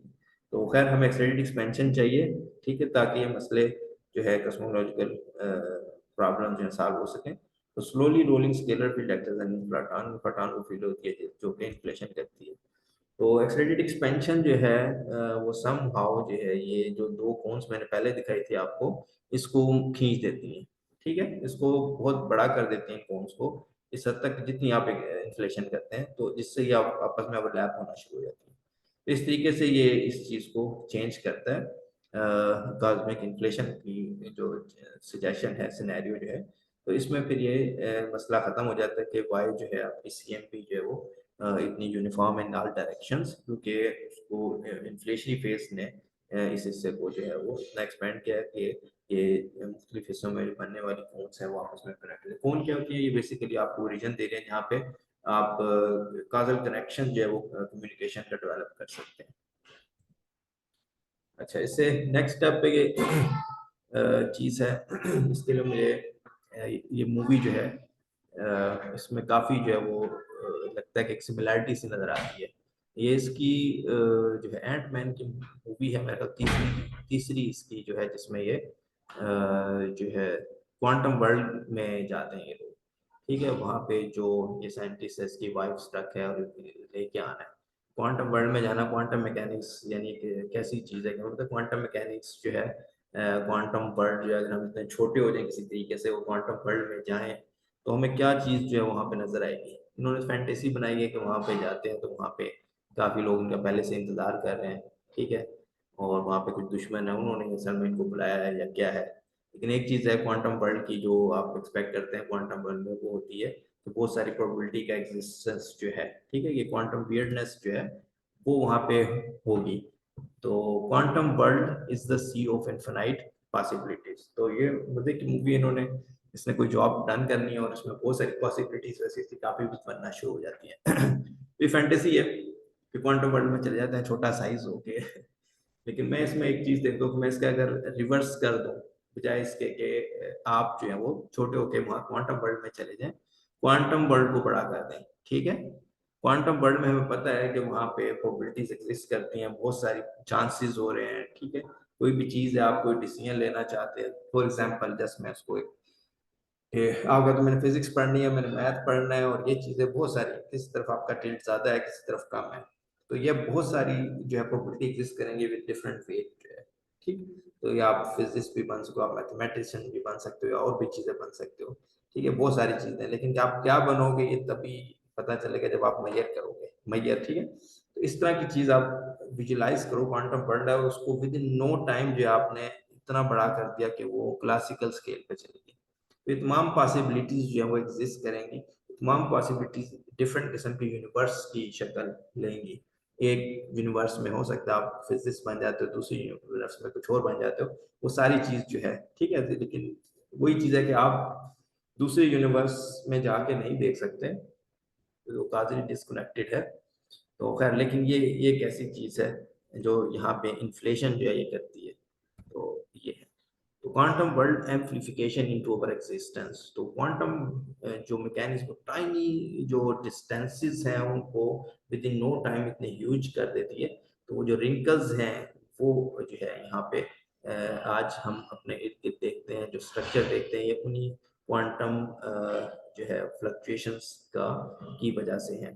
तो इसको और ज़्यादा जो है थोड़ा सा टेक्निकल वर्ड्स में तो accelerated expansion converts the initial vacuum quantum fluctuation to the macroscopic cosmological perturbation. तो आपकी जो इन्फ्राटॉन फील्ड है उसके अंदर क्वांटम फ्लक्चुएशन है, आपकी जो स्पेस टाइम है उसके अंदर क्वांटम फ्लक्चुएशन है। ये क्वांटम फ्लक्चुएशंस जो हैं ये आगे ग्रो करती हैं, ये मैक्रोस्कोपिक जो है डेंसिटी परटर्बेशन बन जाती हैं, और वो डेंसिटी परटर्बेशन जो है वो जो रेडिएशन के साथ डिकपल होके वो आपको ये CMB का मैप जो है दिखाती है। ठीक है, तो इलेक्ट्रोमैग्नेटिक रेडिएशन है, तो इसी के अंदर ये चीज़ भी आपको मिलती है कि ग्रेविटी जो स्पेस टाइम है उसमें से भी ग्रेविटेशन फेस नहीं कर रही है। ठीक है, ये दो तरह की होती हैं, एक E टाइप एक B टाइप होती है। B टाइप ऐसा पैटर्न है जिसमें हैंडेडनेस है। हैंडेडनेस मीन्स के मिरर इमेज जो इसकी अगर आप देखो तो वो राइट को लेफ्ट कर देती है। अब ये वाला पैटर्न ये इसमें मैप हो जाता है मिरर इमेज में, ये वाला इसमें। ठीक है, सेम इसके अंदर हैंडेडनेस होती है, खास किस्म का पैटर्न है जो कि सिर्फ ग्रेविटेशनल टेंसर मोड से ही आ सकता है। तो इस तरीके से ये इन्फ्लेशन का आइडिया जो है ना सिर्फ एक ओरिजिन की एक्सप्लेनेशन प्रोवाइड करता है कि क्यों यहाँ पे ये जो रिंकल्स हैं ये कहाँ से आई हैं, इनका ओरिजिन जो है ये स्ट्रक्चर हम देखते हैं अपने आसपास, ये इसका ओरिजिन जो है ये असल में ये क्वांटम फ्लक्चुएशन है जो कि ड्यू टू इन्फ्लेशन एम्प्लीफाई हो जाती है।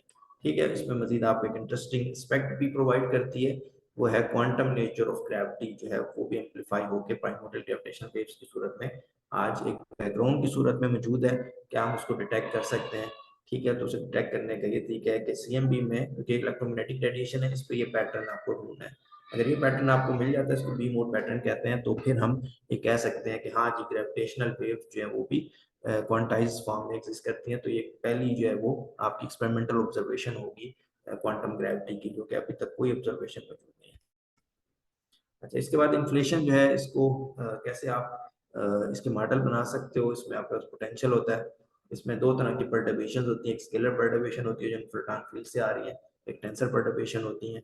इससे आप कुछ किस्म के ऑब्जर्वेबल्स जो है बना सकते हो, एक स्केलर स्पेक्ट्रल इंडेक्स कहते हैं, और एक इसी तरीके से ये सारे जो है पोटेंशियल के डेरिवेटिव से आप बना सकते हो। ठीक है, तो यहाँ पे थोड़ी सी टेक्निकल चीज़ है, और यहाँ पे क्वांटिटी है टेंसर टू स्केलर रेशियो, जो टेंसर की कंट्रीब्यूशन है, ठीक है, जो टेंसर की कंट्रीब्यूशन स्केलर के मुकाबले में कितनी है, तो ये अभी तक नहीं देखी गई, इस पे बाउंड है, तो ये 0.036 है। इसका ताल्लुक पोटेंशियल के स्लोप के साथ है, और ये दो डेरिवेटिव वाली चीज़ भी है ये दो, लेकिन ज़्यादा इंपॉर्टेंट आगे डिस्कशन में ये होगी आर। आर जो है tensor to scalar ratio, it is proportional to epsilon and epsilon is the slope. तो पोटेंशियल अगर आपका स्टीप होगा तो आर की वैल्यू बड़ी होगी, अगर पोटेंशियल फ्लैट होगा तो आर की वैल्यू छोटी होगी। करंटली ये बाउंड है, अगर हमें टेंसर मोड्स मिल जाते हैं तो हमें मिल जाएगी प्राइमोर्डियल ग्रेविटेशनल वेव्स। ठीक है, तो ये बड़ा इंपॉर्टेंट पैरामीटर है। तो बेसिक सिंपल से मॉडल अगर आप बनाते हो इन्फ्लेशन के, क्वाड्रेटिक है, क्यूबिक है, क्वार्टिक है, तो उसकी जो प्रिडिक्शंस हैं वो लाई करते हैं आउटसाइड, क्योंकि स्टीप मॉडल है ये। ठीक है, इसमें आर की वैल्यू बहुत बड़ी है, तो ये क्वाड्रेटिक और क्यूबिक क्वार्टिक जो है ये आपके रूल आउट है। तो ये बाउंड्स हैं, प्लांक की बाउंड्स हैं, तो 5 सिग्मा लेवल रूल आउट है, तो ये नहीं चल सकते। और हमारा जो टॉपिक था वो ज़्यादा हिग्स के साथ था, तो यहाँ पे एक उसका सिंपल टॉय मॉडल बनाते हैं, गेज सिंगलेट हिग्स। जो हिग्स स्टैंडर्ड मॉडल का है वो गेज डबलेट है। ठीक है, वो गेज नॉन ट्रिवियली ट्रांसफॉर्म करता है, ट्रिवियल नहीं होता। तो गेज सिंगलेट है, इस पर कोई गेज चार्ज नहीं है, ये हिग्स फील्ड है, हिग्स पोटेंशियल, आप लोगों ने अक्सर ये हिग्स पोटेंशियल देखा होगा। अब यहाँ पे स्लो रोलिंग करनी है ताकि आप जो है इन्फ्लेशन कर सकें, तो रोल कर सकते हैं आप, इस साइड से भी कर सकते हैं, ये इनका ग्राउंड स्टेट है, इसकी लेफ्ट साइड से भी, इसको बिलो द वेव कहते हैं, वेव जो है वैक्यूम एक्सपेक्टेशन वैल्यू, तो below the wave above the wave, इस साइड से भी आप कर सकते हैं, इस साइड से भी। इस साइड से मसला ये आता है कि एनएस की जो वैल्यू निकलती है वो ऑब्जर्वेशन तो बहुत छोटी होती है, इस साइड से अगर आप करते हैं तो ये स्टीप है, स्टीप है तो आर की वैल्यू बड़ी हो जाती है, जो ऑब्जर्वेशन है आर की बाउंड उससे बड़ी हो जाती है, तो ये है, और एक आपके पास ये है। ठीक है, तो ये चीज़ है। तो अब हम अगर देखना चाहते हैं कि स्टैंडर्ड मॉडल हिग्स इन्फ्लेशन कर सकता है, तो उसमें फिर यही चीज़ आती है हमारे पास, एक ये आता है कि जो है फील्ड अगर आप करना चाहते हैं तो जो एम की वैल्यू है, जो वैक्यूम एक्सपेक्टेशन वैल्यू है वो अबाउट 100 जो है, क्योंकि हिग्स का मास जो है 125 है, तो वो है, तो फील्ड की वैल्यू आपने इन्फ्लेशन करनी है बहुत बड़ी होनी चाहिए। इसका मतलब है कि आपके लिए जो इम्पोर्टेंट चीज़ है वो ये वाली है अबव द वेव, यहाँ से आपने इन्फ्लेशन करनी है, इधर से नहीं आप कर सकते, वैसे भी कंसिस्टेंट नहीं है ये, तो यहाँ से करनी है। फाई की वैल्यू जो है एम से बहुत बड़ी है, और एम फाई की टिपिकल वैल्यूज जो हैं वो गट स्केल के 10 to the 16 जैव के अराउंड होती हैं, m की जो 100 जब है, तो यही इन्फ्लेशन आप कर सकते हो। ठीक है, तो यही इन्फ्लेशन आप कर सकते हो। तो दो मसले आ जाते हैं इसमें। एक तो ये कि आपका जो मैथ्स है वो बहुत कम निकलता है। अगर आप कोशिश करते हो इन्फ्लेशन करने के स्टैंडर्ड मॉडल हिग्स पोटेंशियल से, तो 125 जेव के मुकाबले में मैथ्स 10⁻⁴ निकलता है। दूसरा ये चीज़ है कि ये लिमिट जो है ये क्वार्टिक इन्फ्लेशन की है 5⁴ की। 5⁴ जो है उसकी प्रेडिक्शन लाई करते हैं आउटसाइड द प्लैंक बाउंड, तो ये कंसिस्टेंट नहीं एक्सपेरिमेंट के साथ। तो अगर हम किसी तरीके से आर को जो है छोटा कर दें, आर क्या है, स्लोप है पोटेंशियल का, पोटेंशियल के स्लोप को स्टीप करने के बजाय ऐसे कर दें, वो कैसे हो सकता है। ये लोगों ने पेपर लिखा कि अगर आप इंफ्राटॉन की डायरेक्ट कपलिंग करें ग्रेविटी के साथ, ग्रेविटी से मुराद यहाँ पे रिची स्केलर है, अगर आप लैग्रेंजियन में ये टर्म लिखते हैं जो कि अलाउड है, जो कि वेल मोटिवेटेड है, तो अगर ये टर्म लिखते हैं फाई स्क्वेयर आर, तो आपका पोटेंशियल जो है वो मॉडिफाई हो जाता है। आपका पोटेंशियल ये बन जाता है लार्ज फाई लिमिट में, लैम्डा फाई 4 के बजाय नीचे भी एक टर्म आ जाती है। अगर आप फाई की लार्ज वैल्यू लोगे, आप देखो नीचे भी फाई 4 बन जाएगा, ऊपर भी फाई 4, तो ये फ्लैट हो जाएगा। बिल्कुल ये इस पोटेंशियल को ये एक्सप्लेन कर रहे हैं, देखो बिल्कुल ये फ्लैट हो गए। ठीक है, तो इस तरीके से जब आपने इसको फ्लैट किया तो आप एक्सपेक्ट करोगे कि आर की वैल्यू जो टेंसर टू स्केल रेशियो की वैल्यू नीचे आ जाएगी। ठीक है, तो इस तरीके से आप उसको जो है ये कंसिस्टेंट बन जाती है इन्फ्लेशन के साथ। ठीक है, इन्फ्लेशन के साथ कंसिस्टेंट बन जाती है। और एक दो स्लाइड्स रह गई मेरी बस, हाँ 820 हो। ठीक है, मैं बस यही बताना चाह रहा था कि हाँ बस ठीक, अब दो तीन स्लाइड रह गई, हमारा बस टॉपिक आ गया। तो अब आप देखेंगे कितना आपको ये जाई की जो वैल्यू है, ये नॉन जो कपलिंग विद ग्रेविटी वाला पैरामीटर है, ये आपको थोड़ा सा लार्ज लेना पड़ता है, ये 10⁴ ये इसका थोड़ा सा कह सकते हो आप अगली फीचर है, लेकिन very strong coupling with gravity, direct coupling with gravity अगर आप कंसिडर करते हो, तो फिर आप स्टैंडर्ड मॉडल इन्फ्लेशन कर सकते हो। तो दूसरा इशू एक और भी है स्टैंडर्ड मॉडल के साथ, इसका जो पोटेंशियल है वो लार्ज वैल्यूज पे स्टेबल नहीं है, ये नीचे नेगेटिव हो जाता है। हम इस तरफ से रोल करना चाहते हैं, लेकिन अगर ये अनस्टेबल होगा तो रोलिंग इसकी away from the actual position जो हमारी है उससे हो जाएगी। ठीक है, तो ये एक और इशू है तो हिग्स इन्फ्लेशन के लिए। तो इसको कैसे, तो इसमें यह है कि अगर आप थोड़ी सी एक्स्ट्रा मैटर फील्ड्स डाल दें तो ये वाला पोटेंशियल स्टेबलाइज हो जाता है। तो हमने स्टैंडर्ड मॉडल में कुछ एक्स्ट्रा फील्ड्स डाली, जिसमें एक डार्क मैटर पार्टिकल भी डाल दिया जो कि नेचुरली डार्क मैटर बनाता है, इसकी मोटिवेशन है, अगर पूछा जाएगा बताऊंगा मैं। इसके अलावा भी कुछ मैटर फील्ड्स डाली, ये सारी मैटर फील्ड्स हमने ऐसे आर्बिट्रेरी नहीं डाली, हमने ऐसे कम्बिनेशन कंसिडर किए जिससे हमें गेज कपलिंग यूनिफिकेशन भी मिले। उसका फायदा ये होगा कि आप इसको इस मॉडल को आप एम्बेड कर सकते हैं किसी ग्रैंड यूनिफाइड मॉडल में, जहाँ पे तीन फोर्सेज यूनिफाई हो जाती हैं, आपके स्ट्रॉन्ग और इलेक्ट्रो वीक दो फोर्सेज जो होती हैं। ठीक है, तो इस तरीके से ऐसे कम्बिनेशन लीजिए। तो ये मैंने काम किया अपने स्टूडेंट असीम के साथ। ठीक है, तो प्रिडिक्शन जो है इसकी फिर कंसिस्टेंट हो जाती है, वो आपको मैंने पहले भी बता दी। तो ये मॉडल हमने 2016 में किया। ठीक है, और ये जो है इसकी प्रिडिक्शन ये होगी, इसके जो एक्स्ट्रा पार्टिकल्स हैं वो आपके एलएचसी में प्रिडिक्शन के तौर पे काम आएंगे, आप एलएचसी में इनको सर्च कर सकते हैं। तो बस ये था यहाँ पे कि ये एक रियलिस्टिक मॉडल है स्टैंडर्ड मॉडल हिग्स वाला। इवन इसमें मजीद और चीज़ें भी लोगों ने की हुई हैं, लेकिन ये बस इतना काफ़ी है। तो असल में हमारा जो है वो हम इन्फ्लेशन कॉस्मोलॉजी में हॉट बिग बैंग जो है ये कॉस्मोलॉजी इसकी एक ये आप कह सकते हैं कि एक्सटेंशन है, बहुत ही हाईली सक्सेसफुल एक्सटेंशन। तो इसके अलावा जो है हम क्या करना चाह रहे हैं, हम कोई एक स्टैंडर्ड मॉडल बनाना चाह रहे हैं इन्फ्लेशन कॉस्मोलॉजी का, कोई एक स्टैंडर्ड वर्जन हो जो कि एक्सपेरिमेंटली वेरीफाई हो। और इसमें ये स्टैंडर्ड मॉडल हिग्स जो है, जो कि ओनली पार्टिकल है, spin zero particle standard model का, ये वाकई रोल प्ले कर सकता है इन्फ्लेशन का। कोई ऐसी चीज नहीं है कि मुझसे पूछते हैं इन्फ्लेशन कौन सा पार्टिकल है, ठीक है, जो कि आज तक हमने देखा नहीं, तो आप देख चुके हो 125 हिग्स। ठीक है, इसके अलावा जो इसमें से निकलने वाली प्राइमोरियल ग्रेविटेशनल वेव्स हैं, इसमें एक्सपेरिमेंट किए जा रहे हैं, और ये अगर हमें मिलती है तो ये एक बड़ी इंटरेस्टिंग किस्म की चीज प्रोवाइड करेंगे, वो है deep connection between general relativity and quantum mechanics. इसके अलावा जो मुख्तलिफ किस्म के ऑब्जर्वेबल हैं उसकी ज़्यादा प्रिसाइज मेजरमेंट्स होंगी फ्यूचर एक्सपेरिमेंट्स में, और ख़ासतौर पर ये भी मोड पोलराइजेशन डेटा है जो कि जो है वो इन एक्सपेरिमेंट्स में देखा जाएगा, कुछ में देखा जा रहा है पिक्सी और विजुअल। तो thank you for your attention. Thank you so much. बढ़िया, आपने कॉम्प्रिहेंसिव टॉक दी, और मेरा ख्याल है कि स्टूडेंट सब जो हैं वो एटलीस्ट जो बेसिक फिजिक्स कॉन्सेप्ट्स हैं जो कॉस्मोलॉजी में, ग्रेविटी में और पार्टिकल एस्ट्रोफिजिक्स में इस्तेमाल होते हैं, उनसे वाकिफ कम अज कम हो गए। कुछ सवाल चैट के अंदर है, बाकी कुछ लोग अगर सवाल करना चाहते हैं तो आप हैंड रेज कीजिएगा और मैं फिर आपको ले लूंगा क्वेश्चंस। अच्छा, चैट में एक क्वेश्चन था, जब आप ग्रेविटेशनल वेव्स की बात कर रहे थे, तो नजेहा राशिद का क्वेश्चन है कि इलेक्ट्रोमैग्नेटिक वेव्स जो हैं वो मूविंग चार्जेस से प्रोड्यूस होती हैं, तो हाँ they must they B accelerating, हाँ, जो तो ग्रेविटेशनल ये वेव्स बिल्कुल एक्सलेशन जरूरी है। इलेक्ट्रोमैग्नेटिक रेडिएशन जो है वो चार्ज पार्टिकल से प्रोड्यूस होती हैं। अगर वो एक्सलेट करें, अगर वो कांस्टेंट स्पीड से जा रहे हो तो नहीं होती। ये आपका इलेक्ट्रोमैग्नेटिज्म का जो एडवांस कोर्स होगा उसमें आप पढ़ सकेंगे। ठीक है, तो बिल्कुल उन्हीं ग्राउंड्स पे यहाँ पे भी वही चीज है। इलेक्ट्रोमैग्नेटिक थ्योरी जो है वो it is consistent with relativity. ठीक है, इसकी जो समझो कि बाय पार्क्स जो है इसकी फाउंडेशन बनी है, इट वाज कंसिस्टेंट। ये तो आइंस्टाइन का पॉइंट ऑफ व्यू था। तो फिर अब आगे इसने ग्रेविटी में भी वही चीज डाली, तो वो उसमें भी ये चीज निकलनी थी नाजमी कि वहां पे भी जो भी चीज है वो स्पीड ऑफ लाइट के साथ मूव करेगी। जो ग्रेविटेशन फोर्स इंटरेक्शन होंगे वो ग्रेविटेशन रेडिएशन के थ्रू हो रही है, तो वो भी स्पीड ऑफ लाइट के साथ। खैर इधर भी उसी के पैरेलल में यहाँ पे मैसेज अगर एक्सलेट करेंगे तो ग्रेविटेशनल वेव जो है निकलेंगे। तानिया मुबशर का क्वेश्चन था, why the geometry of space is Euclidean.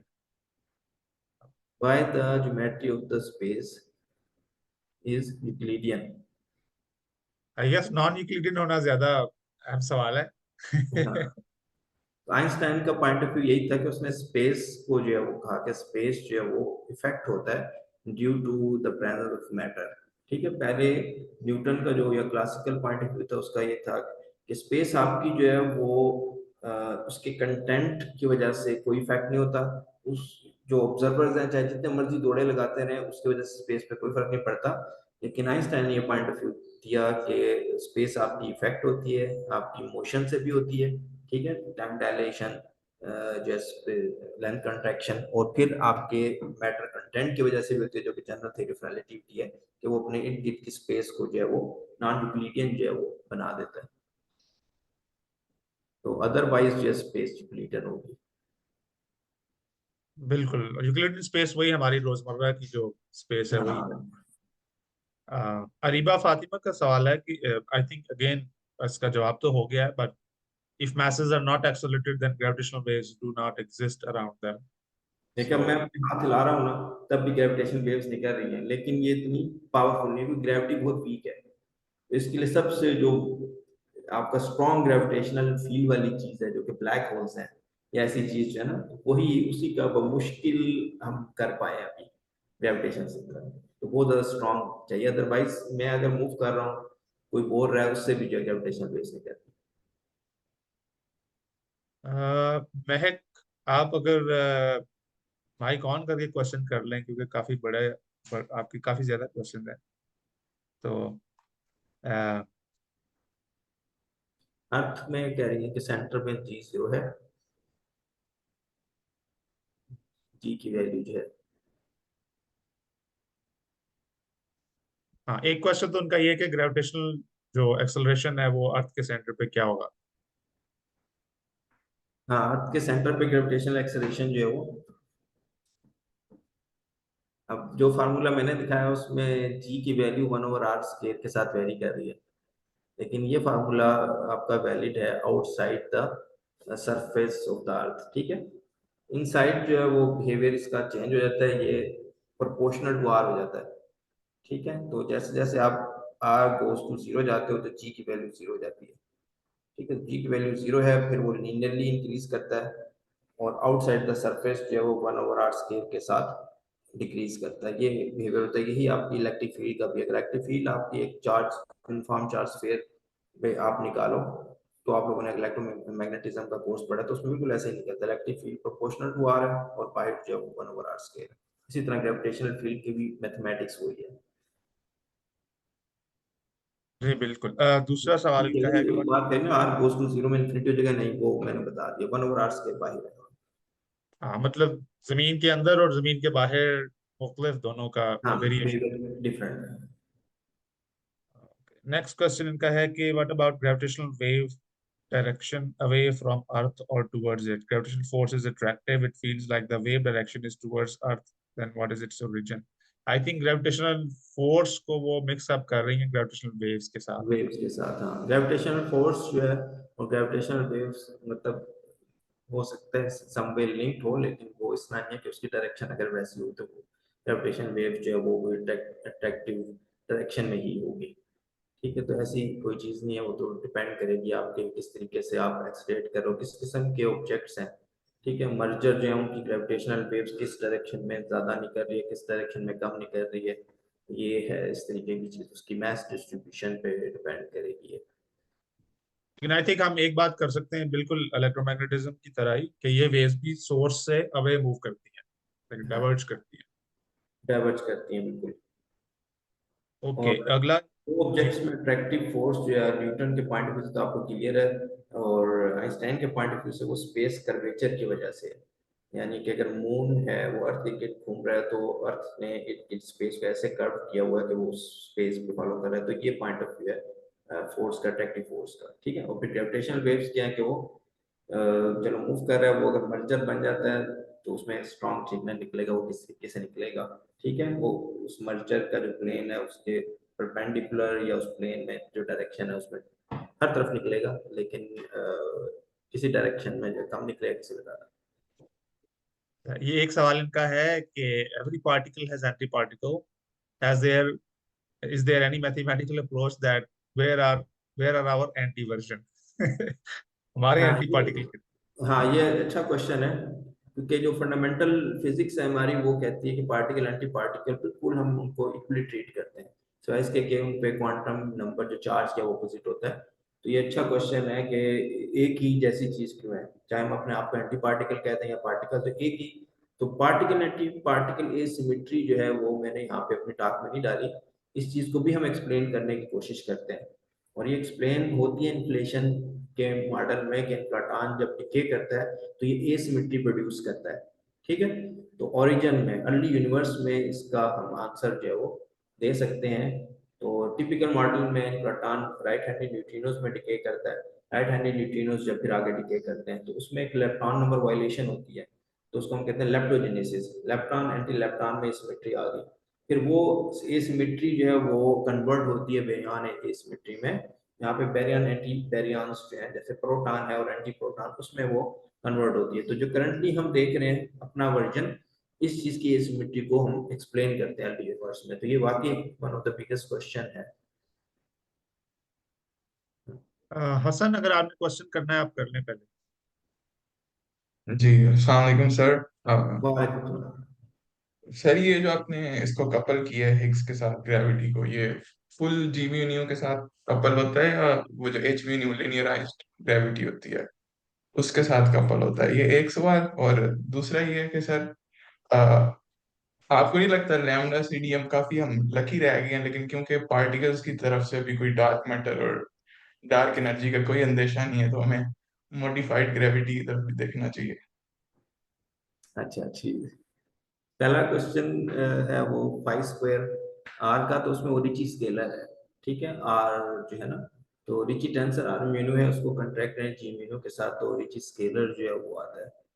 तो अगर मैं सही समझ पाया हूँ क्वेश्चन तुम्हारा, तो उसमें वो रिची स्केलर है फाइव स्क्वायर, तो मैथ डायमेंशन में फाइव की मैथ डायमेंशन 1 है तो फाइव स्क्वायर की 2 हो गई, रिची स्केलर के 2 है तो मैथ डायमेंशन 4 हो गया। तो रीनॉर्मलाइजेबल लेवल पे यही एक टर्म आप लिख सकते हो, अगर आप quantum field theory renormalisable quantum theory की टर्म में सोचो। और ये बड़ी वेल मोटिवेटेड टर्म है, लोग कहते हैं कि इसकी जो अगर आप ये टर्म नहीं भी डालेंगे तो रीनॉर्मलाइजेशन अगर आप करते हैं कर्व स्पेस टाइम में तो ये टर्म वहां पे फिर आ जाती है। ठीक है, खुद ब खुद अपीयर होती है काउंटर टर्म के तौर पे, तभी ये रीनॉर्मलाइजेबल बनती है। तो फिर टेक्निकल टर्म में इट शुड बी देयर, लेकिन इसका जो साइज है वो जो है वो नहीं है कंस्ट्रेंट, तो वो अगर आप बहुत लार्ज लें तो वो बन जाती है ये हिग्स इन्फ्लेशन। अच्छा, और दूसरी जो चीज़ है मॉडिफाइड ग्रेविटी की भी ठीक है, आप उस पर भी काम कर सकते हो।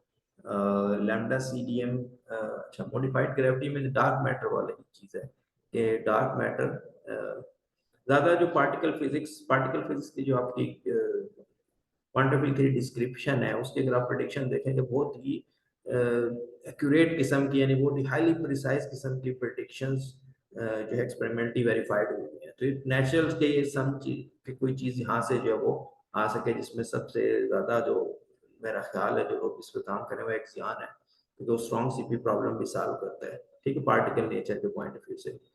फिर और क्या पार्टिकल्स हैं हो सकते हैं, बाकी सारे पार्टिकल्स थोड़े से ज़्यादा स्पेकुलेटिव हैं। सुपरसिमेट्री है, वो कभी LHC में नहीं मिल रही, LHC में आपको मिल जाता है प्रपोजल।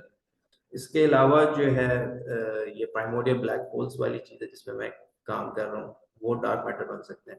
यकीनन ये मॉडिफाइड ग्रेविटी वाली चीज़ भी है, मॉडिफाइड ग्रेविटी वाली चीज़ भी है, अगर वो काम करती है तो ओपन के वो चीज़ पे अगर काम करती है तो कोई इशू नहीं। उसामा, अगर आपने क्वेश्चन करना। जी मंसूर साहब, बहुत शुक्रिया आपकी टॉक का। मैं पूछना ये चाह रहा हूँ कि मैंने इस तरह के काम देखे हैं कि लोग लेग्रांजियन को मॉडिफाई करते हैं, ग्रेविटेशनल लेग्रांजियन को, और उससे कुछ चीज़ें एक्सप्लेन कर लेते हैं, जिस तरह रोटेशनल कर्व्स ऑफ गैलेक्सीज वगैरह। लेकिन उससे नुकसान ये होता है कि उनके पास बहुत सारे एक्स्ट्रा पैरामीटर्स आ जाते हैं जो एक्सपेरिमेंटली वेरीफाई नहीं होते। तो मैं देख रहा था आपने भी लेग्रांजियन को मॉडिफाई किया है, और एक फ्री पैरामीटर तो आपके उस काम में भी आया है जो जिसको आपने डार्क मैटर कहा है।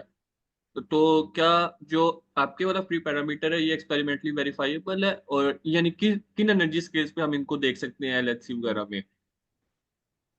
अच्छा, तो एक चीज मैंने अभी इसी पिछले क्वेश्चन में एक्सप्लेन की कि ये वाली जो टर्म है, अगर आप नहीं भी डालेंगे तो ये आएगी, ठीक है, due to the renormalisability of quantum field theory in curve space time. तो ये term it should be there, ये आप नहीं भी डालेंगे तो आएगी। तो इसकी मैंने मोटिवेशन आपको दी थी कि इट शुड बी देयर, लेकिन इसकी वैल्यू जो है वो क्या हो सकती है, तो हमने ये देखा कि भी क्या स्टैंडर्ड मॉडल हिग्स से इन्फ्लेशन हो सकती है, अगर हो सकती है तो इसकी वैल्यू लार्ज है, ठीक है, 10⁴ है।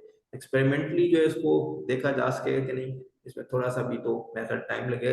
इसमें सिर्फ एक पैरामीटर ही हमने डाला है, बहुत ज्यादा पैरामीटर नहीं है, और उसकी भी मैंने एक्सप्लेन कर दी कि अगर आप नहीं भी डालेंगे तो ये टर्म वहां पे आएगी, ठीक है। ट्रू जो है अगर आपको रीनॉर्मलाइजेशन का थोड़ा सा आइडिया है, उसमें जो इन्फिनिटीज आती हैं उनको आपने जो पूरी स्कीम है उसमें किल करना होता है, उसके लिए काउंटर टर्म्स जो है वो आती हैं। तो ये काउंटर टर्म के तौर पे इसका मौजूद होना जरूरी है, अदरवाइज आपकी थ्योरी जो रीनॉर्मलाइजेबल नहीं होगी।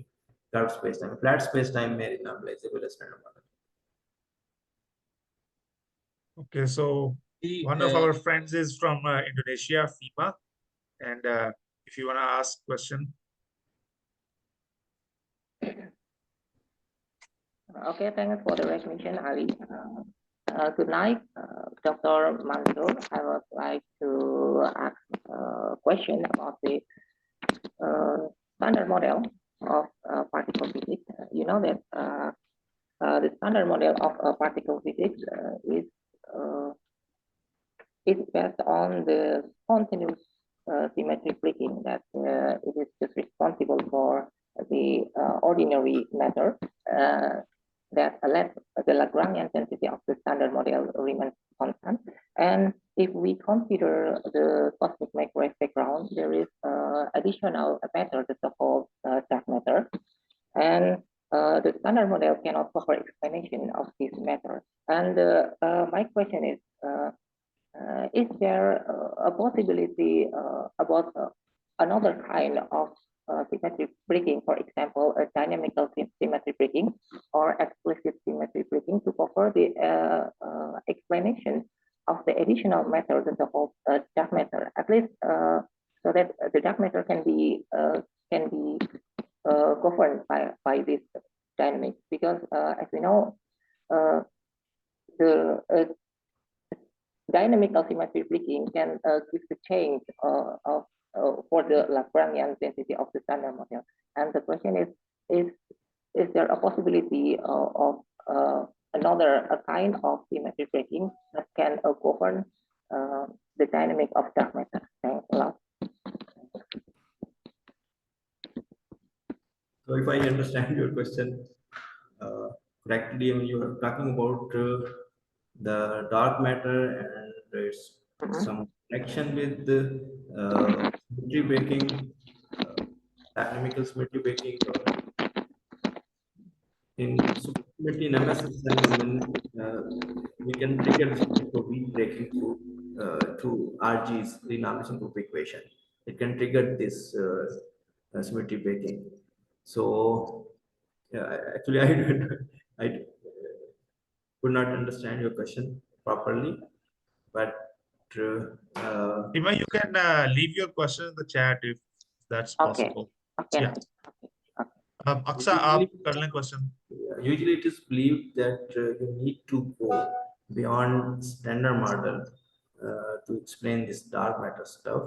But I think there is one possibility where you can have this dark matter inside the standard model.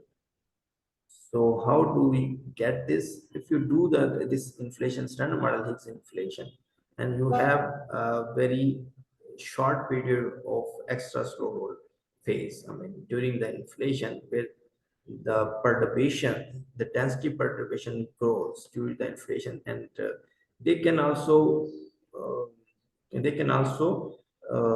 correspond to this primordial black holes, which can then can explain the dark matter content. So this is one possibility where you can have the dark matter inside within the standard model. If you have this kind of model of standard model Higgs inflation. So I have seen one paper on this thing. So usually you need to go beyond the standard model to have this dark matter stuff. अच्छा, एक और question यहाँ पे chat GPT इसमें chat में what was before big bang. हाँ, ये महक का क्वेश्चन है जी। हाँ, ये तो universe is spending why out तो चलो मैं सिर्फ इसका जवाब कर देता हूँ। ये what was before big bang, तो अगर बिग बैंग के हिसाब से आप देखें ना, सिंगुलैरिटी है, if you approach towards the singularity, तो वहाँ पे ग्रेविटी बहुत स्ट्रांग हो जाती है, जो टिपिकल एक जो है वो अंडरस्टैंडिंग है। Can you hear me, sir? Yes I'm sorry, मेरा माइक्रोफोन नहीं चल रहा था। मैंने ये पूछना था कि डार्क मैटर कंस्टिट्यूएंट्स में आजकल स्टेराइल न्यूट्रिनोज भी हाइपोथेसाइज किए जा रहे हैं। व्हाट इज़ योर से in this? Is it better approach या इसमें कुछ फ्लॉज हैं? हाँ, ये भी है, इसके भी मॉडल्स हैं जिसमें राइट हैंडेड न्यूट्रिनोज जो है उनको डार्क मैटर कैंडिडेट। अब मेरा नहीं ख्याल कि अभी तक वो रूल आउट है, वो भी एक पॉसिबिलिटी है, नेचुरल सी बनती है वाकई जो है राइट हैंडेड न्यूट्रिनो एग्जिस्ट करने चाहिए। पूरे स्टैंडर्ड मॉडल में आपने लेफ्ट भी लिए, राइट भी लिए, लेकिन राइट हैंडेड न्यूट्रिनो नहीं लिया क्योंकि आपने सोचा कि न्यूट्रिनो मैसलेस है, नहीं लिए। अगर वो हैं और अगर वो हैवी हैं, ठीक है, कुछ उनका मैथ जो है वो इस तरीके का है कि वो डार्क मैटर बना सकते हैं, तो ये भी एक इंटरेस्टिंग पॉसिबिलिटी है राइट हैंडेड न्यूट्रिनो की जो है डार्क मैटर वाली जो है, और स्टीराइल होना उनका स्टीराइल होना चाहिए। Thank you so much doctor Mansoor, आपने टाइम दिया और बहुत कम्प्रिहेंसिवली चीज़ों को बताया, और अभी भी स्टूडेंट्स के बहुत सारे सवाल हैं। ये मौज़ूआत ही ऐसे हैं कि बहुत ज़्यादा दिलचस्पी में होती है, तो उम्मीद है हम दोबारा भी फिर आपको तंग करेंगे कभी। इंशाल्लाह कोई मसला नहीं। Thank you so much, and thank you everyone जो भी पार्टिसिपेंट्स हैं, आप लोगों के आने का शुक्रिया। आप लोगों के सवालात बहुत ज़रूरी थे और इससे डिस्कशन जो है वो फिर चलती है। Thank you everyone. Thank you.